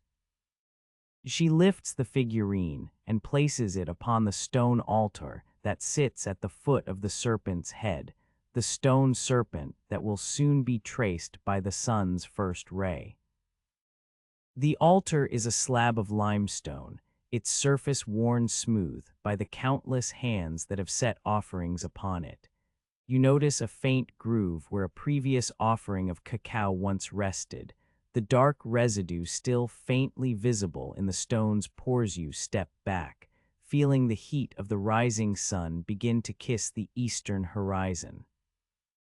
The sky blushes a pale orange, the colors deepening slowly as the sun climbs. The air fills with the soft murmur of the jungle waking, birds taking flight, insects beginning their chorus, the rustle of leaves as a gentle breeze stirs them. The scent of the jungle is a layered tapestry, the sharp tang of wet leaves, the sweet perfume of blooming orchids, the earthy musk of the forest floor. It is a scent that grounds you, that reminds you that you are part of a larger whole, a thread woven into the fabric of this place. You begin the prayer, your voice low and steady, each syllable a deliberate step in a ritual that has been passed down through generations. The words are ancient, their cadence measured, each phrase a thread that ties you to the rain god Chalk, whose hammer is said to split mountains and bring forth the life-giving water. You speak of the jaguar's strength, of the maize that feeds your people, of the need for rain to soften the cracked earth and fill the cenotes that are the mouths of the underworld. The prayer is not a desperate plea, but a respectful request, a dialogue between mortal and divine that acknowledges the balance of give and take. As you speak, you feel the jade amulet in your pocket vibrate faintly, a subtle tremor that seems to echo the rhythm of your words. The amulet is smooth, its surface cool against your skin, a small token of protection that has accompanied you through many cycles. You do not know if the vibration is a sign from the gods or simply the pulse of your own heart, but the sensation steadies you, a reminder that you are not alone in this moment. The sun's first ray finally reaches the stone serpent, a thin line of light that slides down the carved scales, tracing the creature's back in a luminous path. The shadow moves with a deliberate grace, as if the stone itself were breathing. You watch the line of light with a quiet awe, noting the exact moment it aligns with the jaguar figurine on the altar. The alignment is precise, a convergence of stone, light, and intention that feels both inevitable and miraculous. You mark the moment in your bark paper codex, a careful ink stroke that captures the time, the angle of the sun, the temperature of the air, a record that will be consulted by those who come after you. A fellow astronomer stands nearby, his eyes narrowed as he watches the shadow's progress. He mutters a soft prayer to Chalk, his voice barely audible over the whisper of the wind. The prayer is a simple one, a thank you for the guidance the heavens provide, a recognition that the stone's shadow is a tool, not a deity. You share a brief glance with him, an unspoken acknowledgement of the irony that a stone, unmoving and cold, creates an image of movement that dictates the lives of those below. The thought brings a faint smile to your lips, a quiet amusement at the paradox of your world. The sun climbs higher, the heat intensifying, the stone serpent now bathed in full light. The shadow recedes, its luminous line disappearing as the sun's angle changes, leaving the stone surface gleaming in the bright morning. The air feels warmer now, the heat pressing gently against your skin, a reminder of the day's labor that lies ahead. You feel the sweat beginning to bead on your forehead, the coolness of the stone beneath your feet, a small comfort against the rising temperature. You turn to the priestess, who has begun to collect the offerings placed upon the altar. She gathers the jaguar figurine, the maize bundles, and a small bowl of fresh cacao that has been set aside for the ceremony. The cacao is thick and dark, its aroma rich and slightly bitter, a scent that mingles with the earthy perfume of the jungle. She offers a cup to you, the liquid steaming gently in the morning light. You accept it, feeling the warmth of the cup against your hands, the weight of the liquid a grounding presence. You sip the cacao slowly, allowing its bitterness to linger on your tongue, a reminder that even sweet things hold a shadow. The flavor is familiar, a taste that has accompanied you through many mornings, each sip a small anchor in the flow of time. As you drink, you watch the villagers begin to move, their steps deliberate, their faces set with the quiet determination that comes from a life lived in rhythm with the land.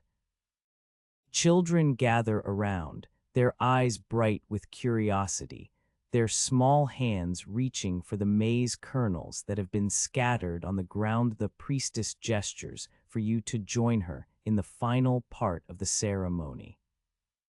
Together, you lift the jaguar figurine and place it at the base of the stone serpent, aligning it so that the creature's shadow will pass over its back as the sun continues its ascent.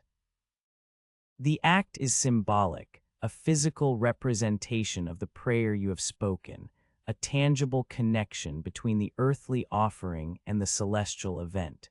You feel the smooth wood of the figurine under your fingers, the faint grain of the wood a reminder of the natural world that sustains you.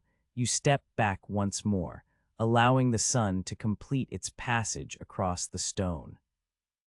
The heat of the day settles into a steady hum, the sound of insects filling the air, the distant call of a howler monkey echoing through the canopy.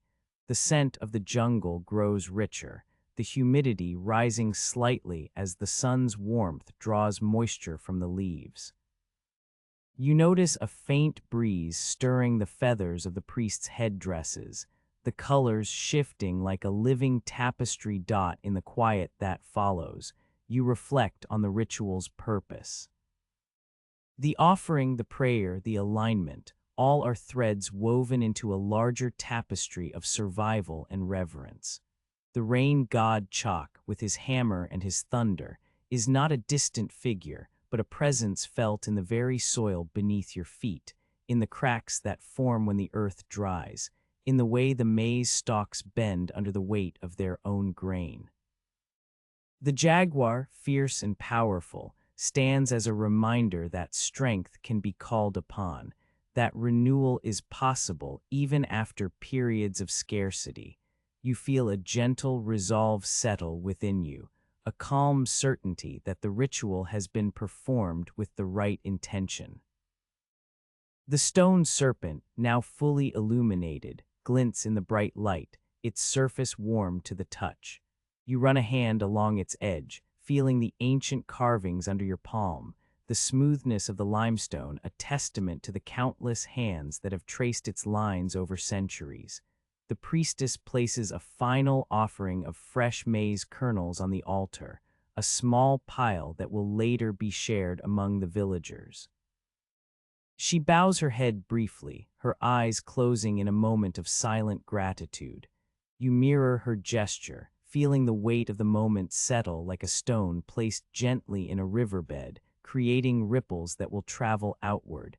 As the sun climbs higher, the heat becomes more pronounced, but a faint, cool draft brushes past you from the direction of the cenote, carrying with it the faint scent of water.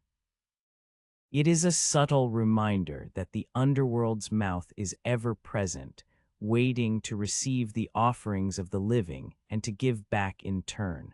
You think of the cenote's still surface, its mirror-like quality reflecting the sky, the stone, and the people who come to draw water. The water is a lifeline, a source of sustenance that ties the community together. You turn toward the village, the path leading back through the plaza and into the homes of those you serve. The stone steps of the temple are warm beneath your feet, the heat radiating upward, a gentle reminder of the sun's presence. The sound of distant drums begins to rise, a slow, steady rhythm that will accompany the day's work, a heartbeat that matches the pulse of the earth. You carry the jade amulet once more in your pocket, its smooth surface now warmed by the day's light.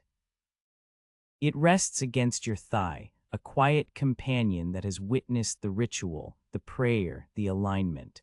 You feel its presence as a subtle pressure, a reassurance that the cycles you observe are part of a larger, unhurried flow. The village comes alive around you.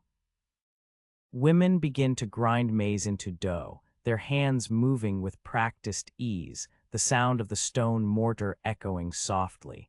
Men tend to the fields, their tools, wooden digging sticks, obsidian blades, glinting in the sunlight. Children chase each other between the rows, their laughter a light, airy sound that lifts the atmosphere. The scent of cooking maize and roasting beans mingles with the jungle's perfume, creating a tapestry of aromas that is both comforting and invigorating. You pause for a moment, taking a deep breath, feeling the cool air fill your lungs, the warmth of the sun on your skin, the steady rhythm of the world around you. The ritual you have performed is not a single act, but a thread in an ongoing tapestry, a moment that connects past, present, and future. The stone serpent will continue to cast its shadow for generations to come, each sunrise a reminder of the balance between sky and earth, between the gods and the people who honor them. In this quiet certainty, you find a gentle reassurance that the promise of rain, spoken in prayer and symbolized in offering, is not a distant hope but a living intention, a breath that moves through the stone, the air, the water, and the hearts of those who watch the sky. The day stretches ahead, bright and warm, and you step forward with a calm steadiness, the rhythm of your steps matching the slow, patient heartbeat of Chichén Itzá. The world feels both vast and intimate, and you carry within you the quiet confidence that the cycles will turn, the rain will come. The heat of the day has settled into a low, steady hum that seems to vibrate through the stone walls and the dry air alike. You move through the fields with the measured pace of someone who has learned that haste only stirs the dust, and the dust only clings to the fibers of your cotton mantle, dulling its once bright weave. The maize stalks stand in orderly rows, their green leaves rustling softly, as if they were whispering to each other about the brief reprieve that has arrived. Each leaf catches the waning light and throws a faint, amber-tinged shadow on the earth, a reminder that even the smallest movements can leave a trace. You pause beside a stalk whose tassel has begun to unfurl, the silvery threads trembling in the gentle breeze that carries the faint scent of wet earth. The scent is not yet the heavy perfume of a rainstorm. It is the more subtle perfume of soil that has drunk a single sip of water and is now holding the memory of that drink. You inhale, feeling the coolness of the breath mingle with the lingering warmth of the sun on your skin. The breath steadies, and you sense a quiet rhythm forming between your own pulse and the pulse of the land. A single droplet falls from an overcast sky that hangs low, a thin veil of cloud that seems to have been drawn across the sun with a careful hand.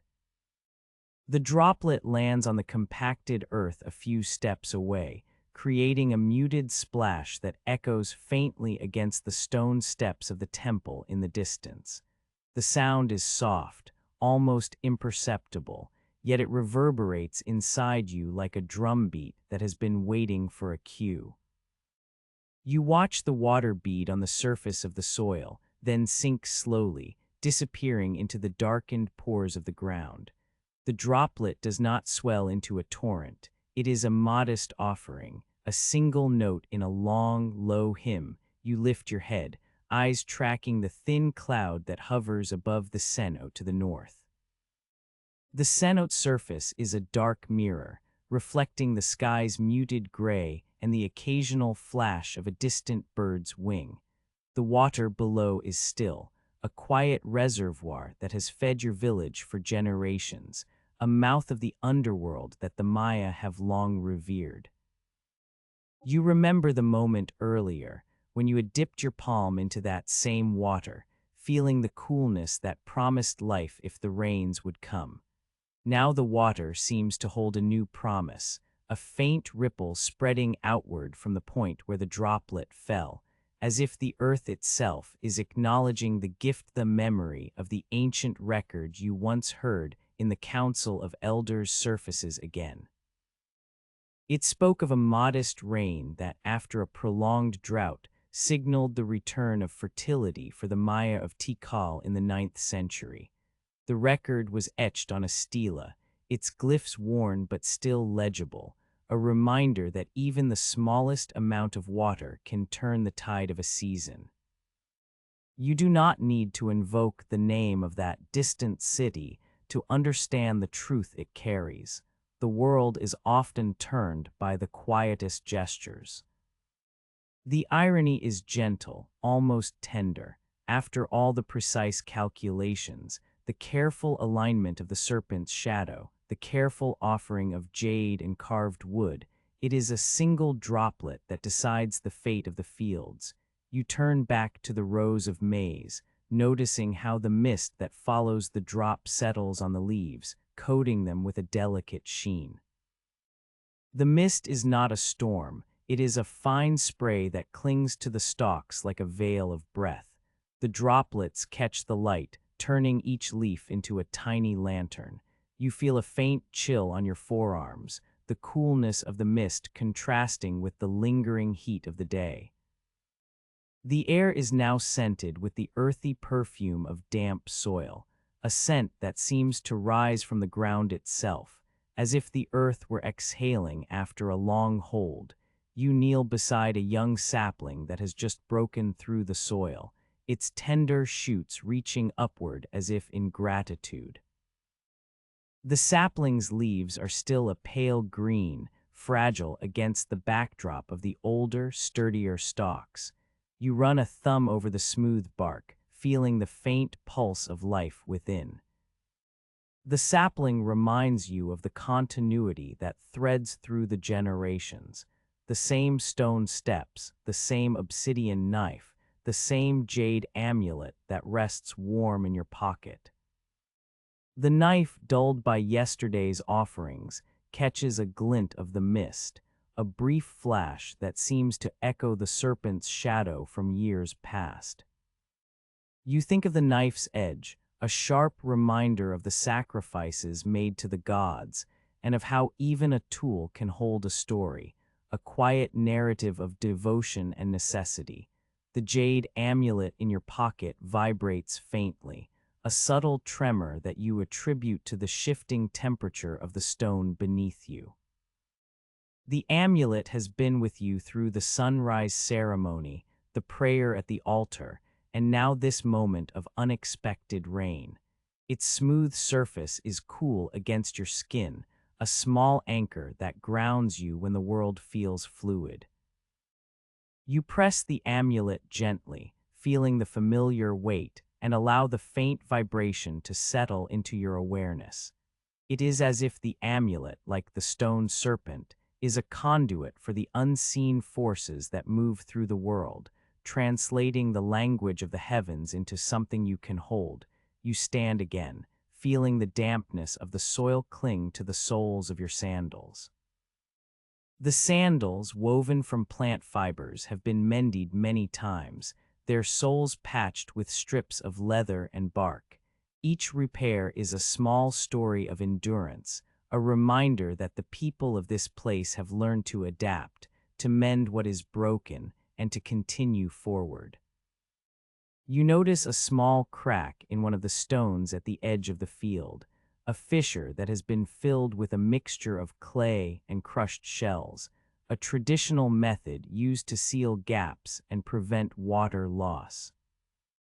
The crack is a tiny imperfection in the otherwise orderly landscape, yet it is also a testament to the care taken to preserve the land. The sun, now lower in the sky, casts long shadows that stretch across the fields, turning the rows of maize into dark ribbons that ripple with the wind. The shadows move slowly, as if reluctant to leave the light behind. You watch them slide over the ground, noting how the light and dark dance together, a quiet choreography that has been performed for centuries. The interplay of light and shadow reminds you of the serpent's shadow that once traced the temple's facade, a stone illusion that guided planting cycles. The irony is soft.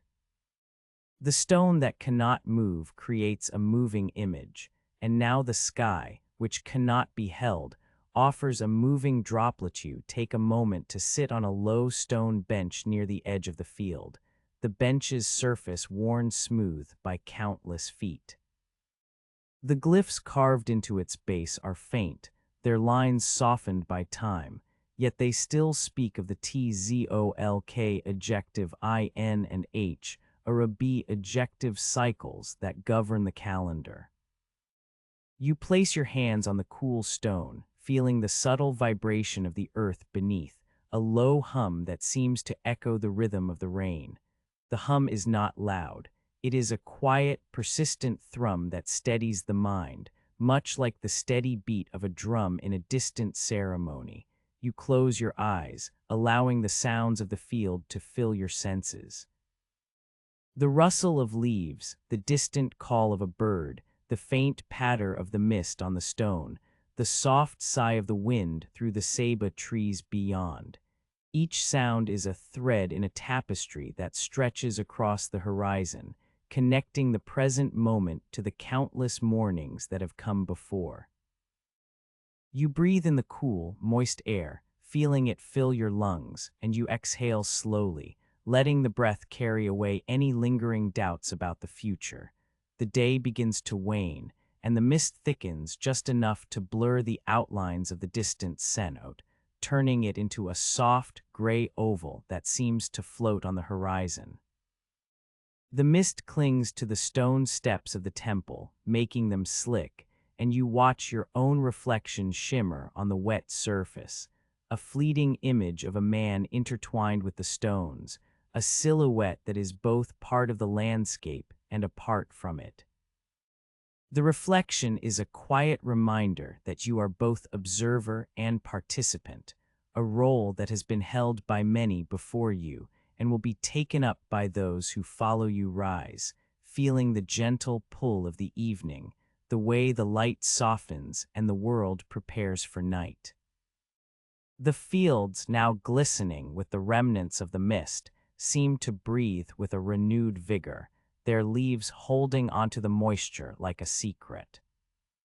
You turn toward the village, the path winding through the trees, each step taking you back to the hearths where the fire will soon be stoked, where the night will be filled with low chants and the quiet crackle of burning wood.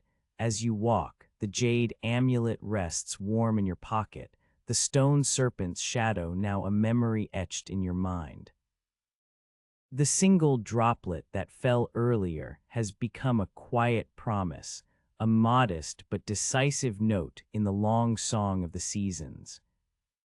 You feel a gentle resolve settle in your chest, a calm certainty that the cycles will continue, that the earth will respond in its own measured way, and that you, a small part of this vast tapestry, have done what you could. The night approaches, and the stars begin to appear, their ancient light traveling across centuries to meet your eyes.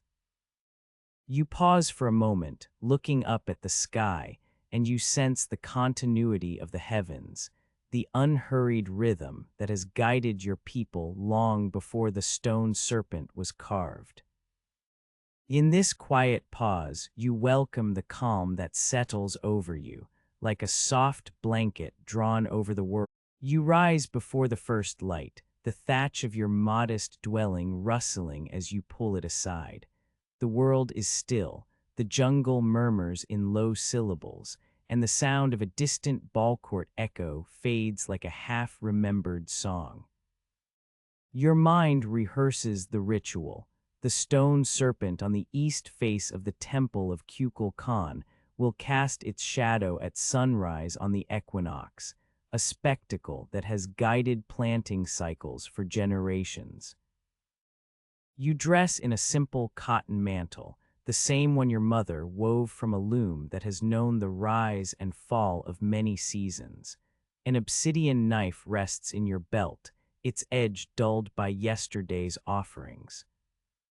You sip thin cacao, bitter as the stone walls, and feel the warm steadiness spread through your chest. The day feels ordinary, but the weight of the calendar, 9.5.0.0.0 in the long count, marking the year 1000 AD, presses gently on your shoulders. The world waits for the sun. You wait for the moment when stone and sky will meet. In this patient waiting, you find a quiet steadiness. You walk across the main plaza, the stone tiles cool beneath your feet, each step a soft thud against centuries of footfalls. Around you, priests adjust their feathered headdresses, their eyes reflecting the same anticipation you feel.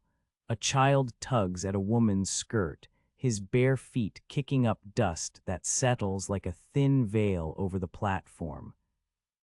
The great ballcourt to the north hums with the low vibration of a rubber ball being struck, an echo of a ritual that once sought to appease the rain god Chak. You pause near a cenote, the sacred well of water that the Maya consider a mouth of the underworld. Its surface is smooth, mirrored, reflecting the faint stars that have not yet surrendered to daylight. You dip your palm in, feeling the coolness that will later become a source of water for the village if the rains come. The smell of maize roasting on an open fire drifts past, a reminder that the next harvest depends on the sky's mercy. You tuck a small jade amulet into your pocket, a token of protection for the night ahead. In the hush of the plaza, the world feels both vast and intimate. You settle on a low stone bench, the glyphs of the Tzolk'in calendar etched into the base, each day a pulse in the cosmic rhythm. The priest beside you reads the day. Lamat 1, a day associated with fruitfulness and the opening of new pathways. You note the date and mentally align it with the solar calendar, aware that the Maya combine the 260-day ritual cycle with the 365-day H or a B adjective to create the calendar round, a sophisticated system that would bewilder many later scholars.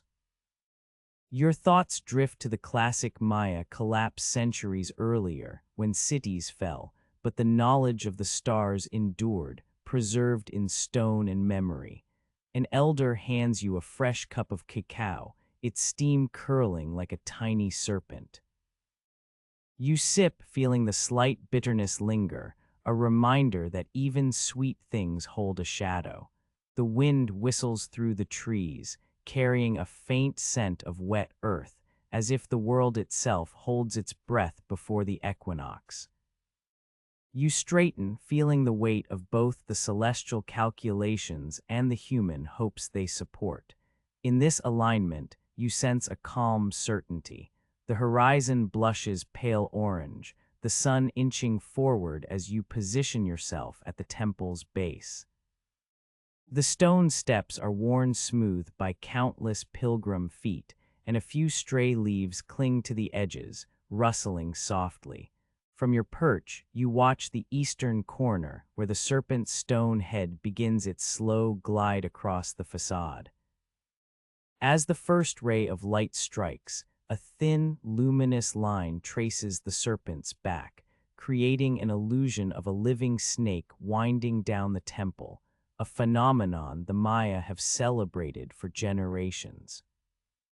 You note the precise moment, marking it in your bark paper codex with a careful ink stroke. Beside you, a fellow astronomer mutters a quiet prayer to the rain god, his voice barely audible over the sigh of the wind. The moment is fleeting, but the memory settles into your mind like a stone set in mortar, unshakable. You feel the subtle irony of a stone, unmoving, creating an image of movement that dictates the lives of those below. The sun climbs higher and the serpent's shadow fades, leaving the stone gleaming in the new light. The world seems to pause, then continue gently onward. Later, as the sun reaches its zenith, you sit under the shade of a large ceiba tree, its massive roots gripping the earth like ancient hands. A soft rustle tells you that a small rainstorm has passed a mile away, its droplets evaporating before reaching the plaza. You recall the oral histories of previous droughts that struck the Yucatán in the 9th and 10th centuries, episodes recorded in stele that speak of cracked earth and empty granaries. The thought lingers, a quiet shadow behind the bright day. You examine the obsidian knife in your belt, a small, sharp reminder of the sacrifices made to the gods, its edge catching a glint of sunlight, reminding you that even tools bear a story. A servant brings you a bowl of boiled maize, the staple that has fed your people for generations, though its flavor is plain, its texture unremarkable. You chew slowly, feeling the grain settle in your mouth, a simple comfort amidst uncertain skies. The ceiba's leaves whisper above, and you wonder if the tree, considered a conduit between worlds, will hear your silent pleas. In this stillness, you find a gentle resolve. As the sun dips, you join the nightly gathering at the fire pit, the flames licking the stone walls in a soft, amber glow. The fire crackles, sending up occasional sparks that disappear into the night like fleeting thoughts. Around you, women chant low hymns to Ixchel, the moon goddess, while men drum a slow rhythm that mimics the heartbeat of the earth. You keep watch over the fire, eyes occasionally drifting to the darkened sky, where the constellations of the Mayan asterisms begin to appear, Virgo as the mural of the Great Lady, and the dark region where the Milky Way arches like a river of light. You note the position of the evening star, Venus, bright and patient, a celestial marker that has guided many a ceremony. The night air carries the faint smell of smoked meat, a reminder that the day's labor has been turned into sustenance. You feel a small bruise on your forearm, the result of an accidental slip with the obsidian knife earlier, a reminder of human clumsiness even among the learned. The fire's warmth eases the ache, and you let the gentle rhythm of the drum lull your thoughts. In the quiet of the night, the world feels both vast and intimately held. At dawn, you stand again before the temple, this time with a bundle of freshly harvested maize tied to your waist. The air is drier than usual, a fine powder coating the stones, a subtle sign that the season's balance is shifting. You carry a small offering, a carved wooden figurine of a jaguar, symbol of power and renewal, toward the altar. The priestess accepts it with a nod, her headdress shimmering in the weak light, and together you place the offering before the stone serpent. You recite the ancient prayer, each word steady, each syllable a thread woven into the fabric of expectation. The prayer mentions the rain god Choc's hammer, the thunderclap that once split a mountain, a story the Maya have passed down through stone and song. The sun climbs, the heat pressing down, yet you feel a quiet certainty that your words have been heard.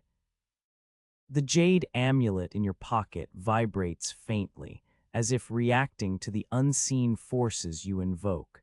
You turn away, eyes scanning the horizon for any sign of clouds, though none appear. The ritual ends and you return to the village, the promise of rain lingering like a faint perfume.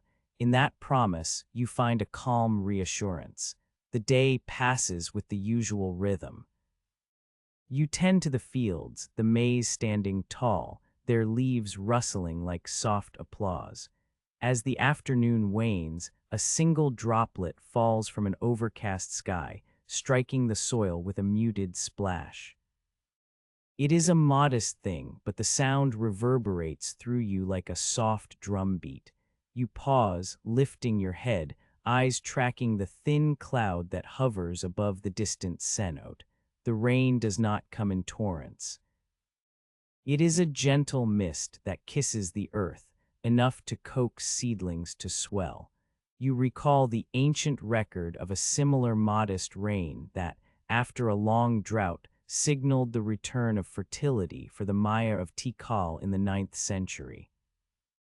The mist settles on the stone steps, making them slick, and you watch your reflection shimmer, a fleeting image of a man intertwined with the stones. You smile faintly, noting the irony that after all the precise calculations, a single drop decides the fate of hopes. The evening settles, the mist evaporates, leaving the air scented with wet earth. You retire to your modest home, feeling the quiet relief that comes with any sign of relief. The night folds around you like a soft blanket. Weeks later, the fields show signs of renewed vigor. The maize stalks are greener, the ears beginning to swell. You walk among the rows, the wind carrying the faint rustle of leaves, each sound a soft affirmation of life persisting. Children run between the stalks, their laughter light, and you notice a girl stumble over a stone, her foot landing on a broken piece of obsidian, an accidental reminder of the sharp tools that have both built and broken. She smiles, brushing the dust away, untroubled by the minor pain. You remember the ceremonial ballgame held months earlier, where the ball was struck with a rubber ball hardened by the sun, a game that mirrored the struggle between order and chaos. The village elder offers you a cup of fresh cacao, its frothy surface reflecting the waning light. You sip, the bitterness balanced by the sweet memory of the earlier rain. The cycle of planting, watching, waiting, and receiving continues, a quiet loop that has steadied generations. You feel a deep gratitude for the stones, the sky, and the small people who keep the rituals alive. In this gratitude, you find a gentle peace. The sun sets over Chichén Itzá, bathing the towering stone structures in a warm amber glow. You sit on the steps of the temple, your back against the cool limestone, watching the shadows lengthen like the pages of an unwritten book. The sky turns a deep indigo, dotted with stars that have guided your ancestors for centuries. You think of the long count date you recorded, 9.5.0.0.0, a number that anchors you to a lineage of observers who have watched the heavens with equal patience. A soft breeze carries the scent of night-blooming jasmine, a reminder that even in times of drought, nature finds a way to whisper its presence.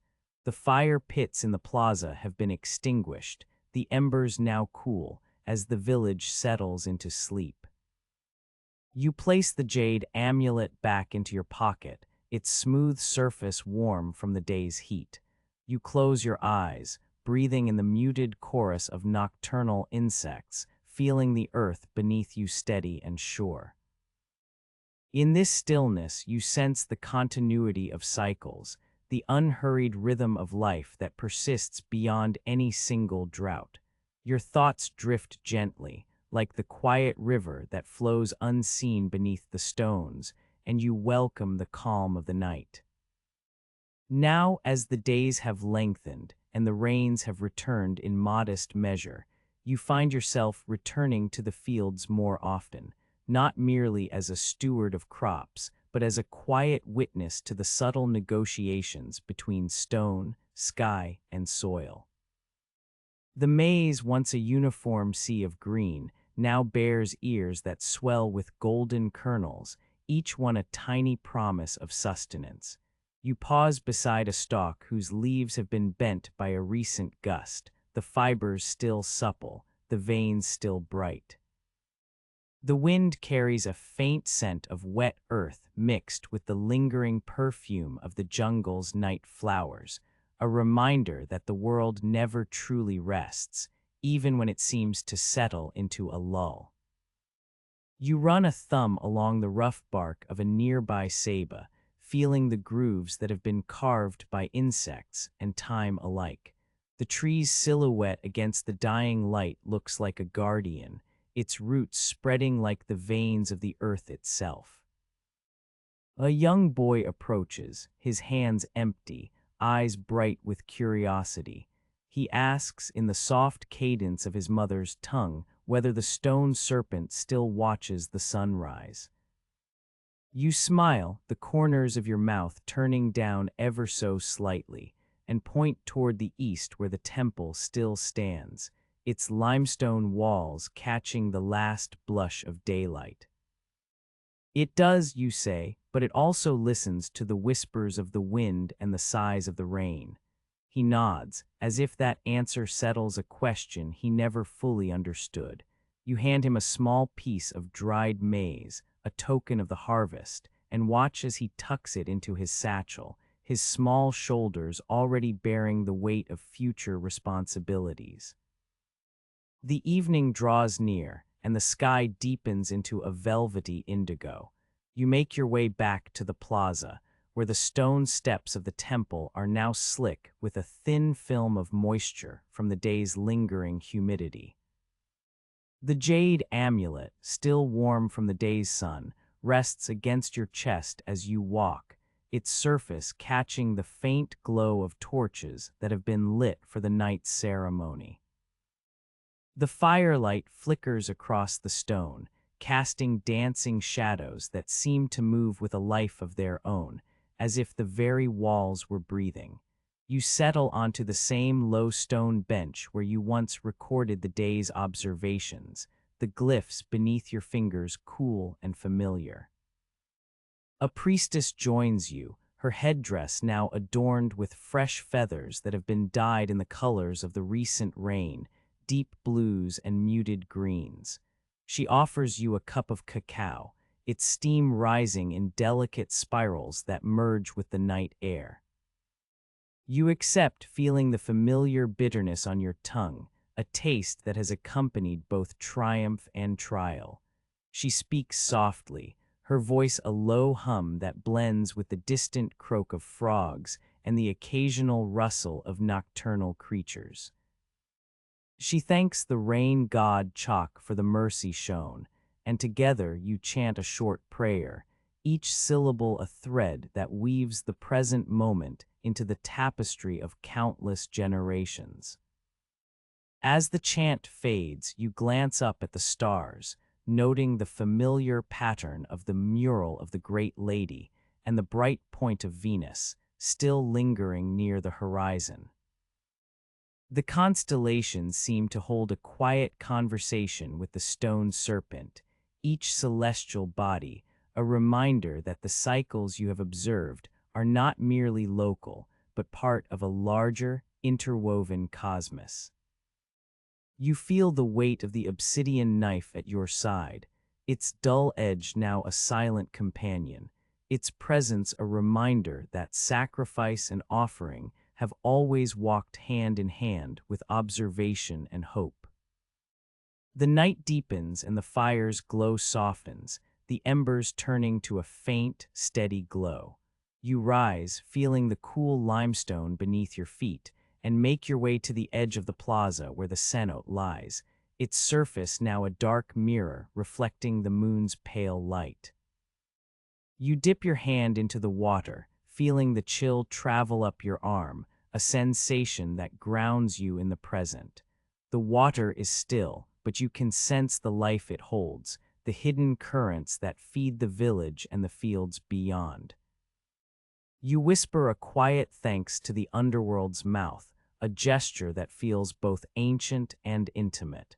Returning to your dwelling, you find the thatch gently swaying in the night breeze, the same thatch that greeted you each morning.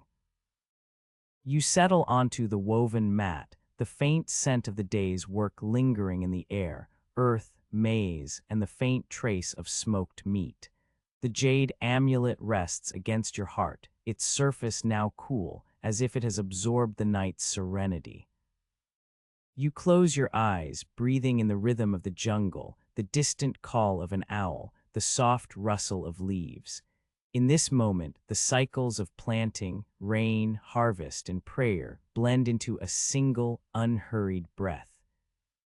You think back to the first equinox you witnessed, the stone serpent's shadow sliding across the temple, the precise ink stroke you made on bark paper, the bruise on your forearm from a careless slip, the single droplet that broke a drought's silence. Each memory is a stone laid in a path that stretches far beyond your own steps, a path walked by those who came before and those who will follow. The irony of a stone that moves only in shadow, the paradox of a knife that cuts only when needed, the gentle humor of a child stumbling over obsidian.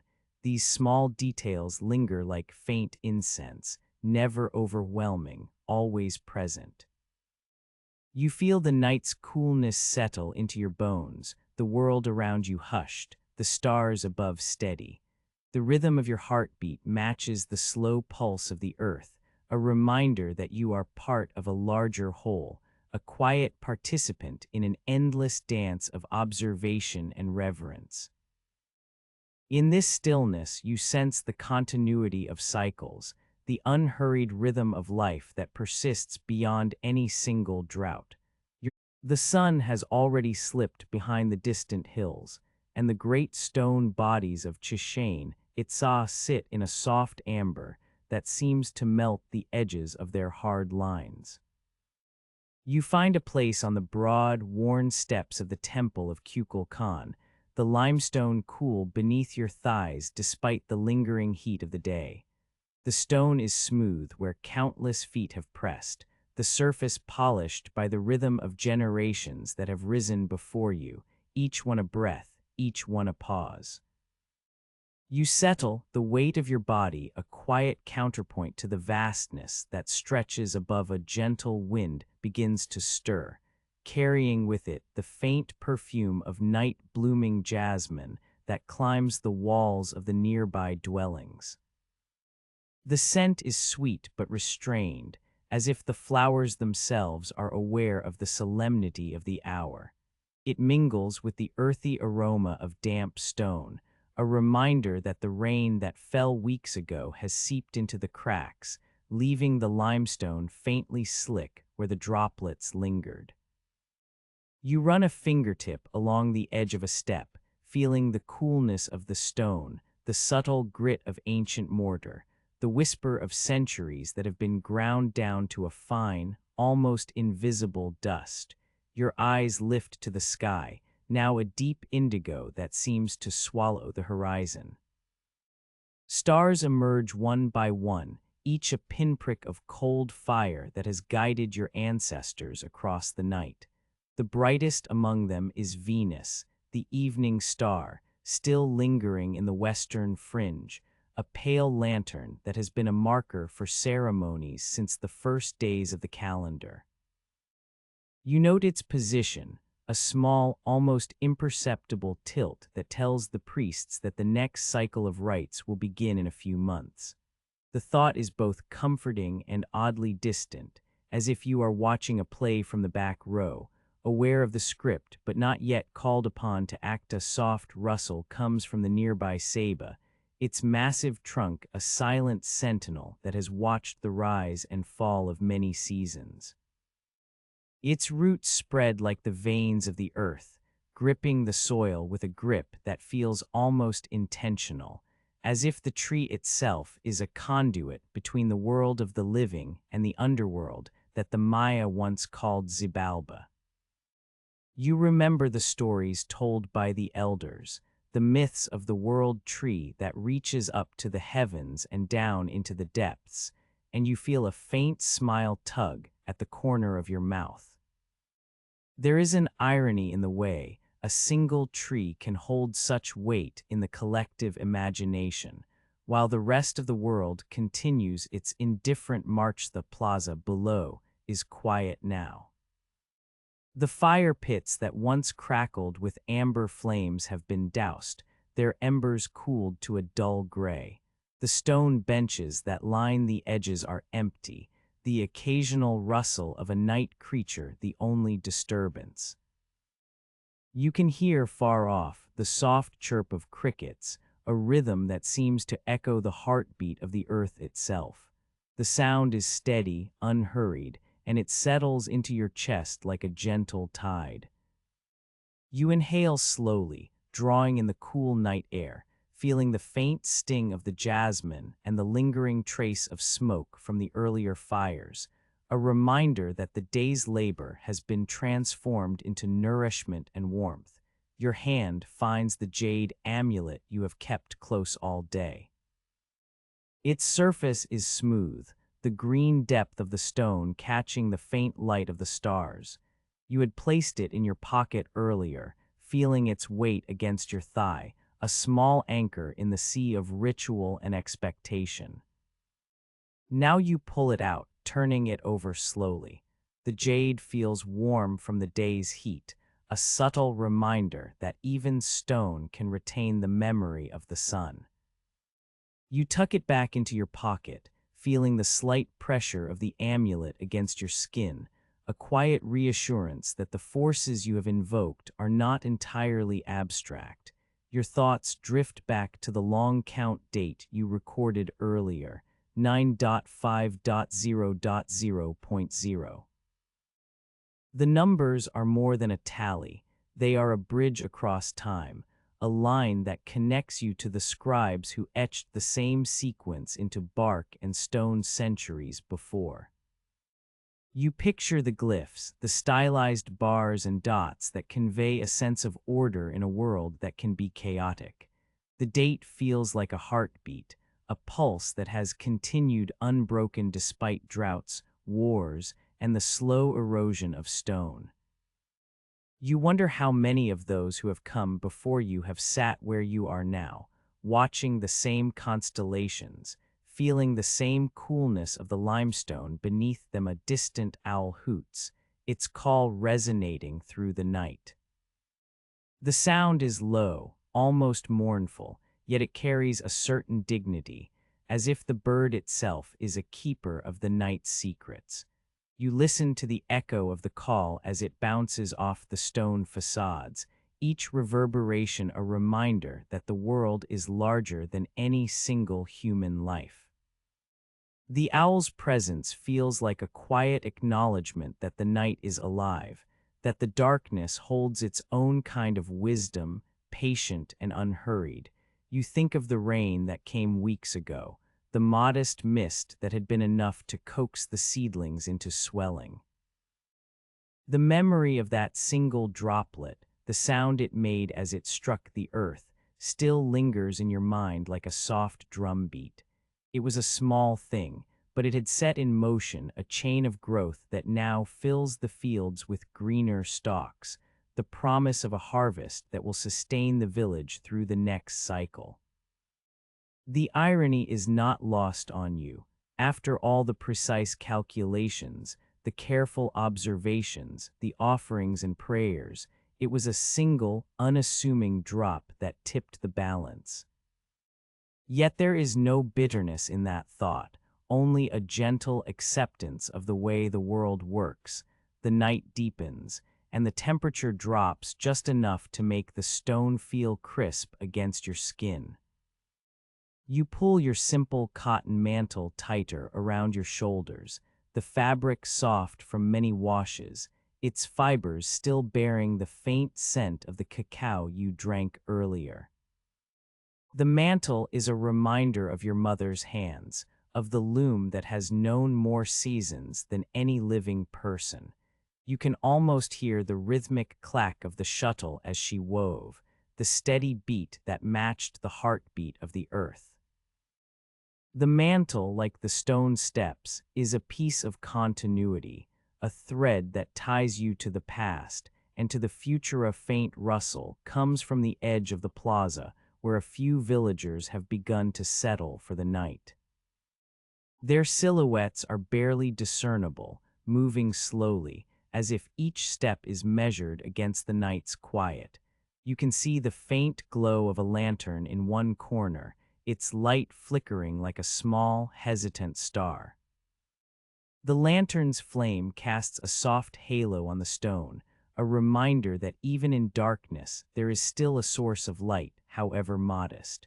You feel a quiet kinship with those figures, knowing that each of them carries their own hopes, their own prayers, their own small offerings to the gods. You close your eyes for a moment, letting the night's sounds fill the space behind your lids. The distant drum that had marked the day's rituals is now a memory, its rhythm replaced by the gentle susurrus of leaves in the wind. The world feels vast and intimate at the same time, a paradox that settles into your bones like a warm, familiar weight. You breathe in the night air, feeling the coolness on your nostrils, the faint taste of jasmine on your tongue, the lingering hint of cacao that never truly leaves. The breath is slow, measured, each inhale and exhale a small act of continuity. In the stillness, you sense the unhurried rhythm of life that persists beyond any single drought, beyond any single day of waiting. The cycles of planting, watching, and receiving continue, each one a quiet loop that has steadied generations. The stones beneath you, the sky above, the earth that holds the roots of the ceiba, all speak in a language older than words, a language of patience and endurance. You feel a deep gratitude for the stones, for the sky, for the small people who keep the rituals alive, for the jade amulet that rests warm in your pocket, for the jasmine that perfumes the night, for the rain that fell when it was needed. You open your eyes again, the stars now a tapestry of light that seems to stretch forever. The constellations you recognize, Virgo as the mural of the Great Lady, the dark river of the Milky Way, are steady companions, their positions unchanged despite the passage of countless seasons. You think of the next equinox, the next shadow of the stone serpent, the next moment when the world will pause to watch the meeting of stone and sky. The thought is not one of anxiety, but of calm anticipation, a quiet readiness to observe, to record, to honor. The night grows deeper, and the coolness of the limestone seeps into your skin, grounding you. You feel the earth beneath you, solid and unyielding, a foundation that has held the weight of temples and the footsteps of countless souls. The quiet river that flows unseen beneath the stones seems to hum a low, steady note, a reminder that even what is hidden contributes to the whole. You let that hum settle in your mind, a low chord that resonates with the rhythm of your own heartbeat. You rise slowly, the stone steps giving a soft sigh under your weight. The mantle rustles faintly as you straighten, the sound a gentle reminder of the fabric's presence. You turn one last time to look at the temple, its silhouette dark against the star-spattered sky, the stone serpent now a silent guardian in the night. The world feels balanced, the day's labors folded into the night's quiet, the promise of rain lingering like a faint perfume, the cycles of life turning inexorably onward with a final breath. You step away from the steps, your feet finding the familiar path that leads back to the village. The night embraces you, the cool air wrapping around you like a soft blanket, the distant chorus of nocturnal insects a lullaby that carries you forward. In this stillness, you sense the continuity of cycles, the unhurried rhythm of life that persists beyond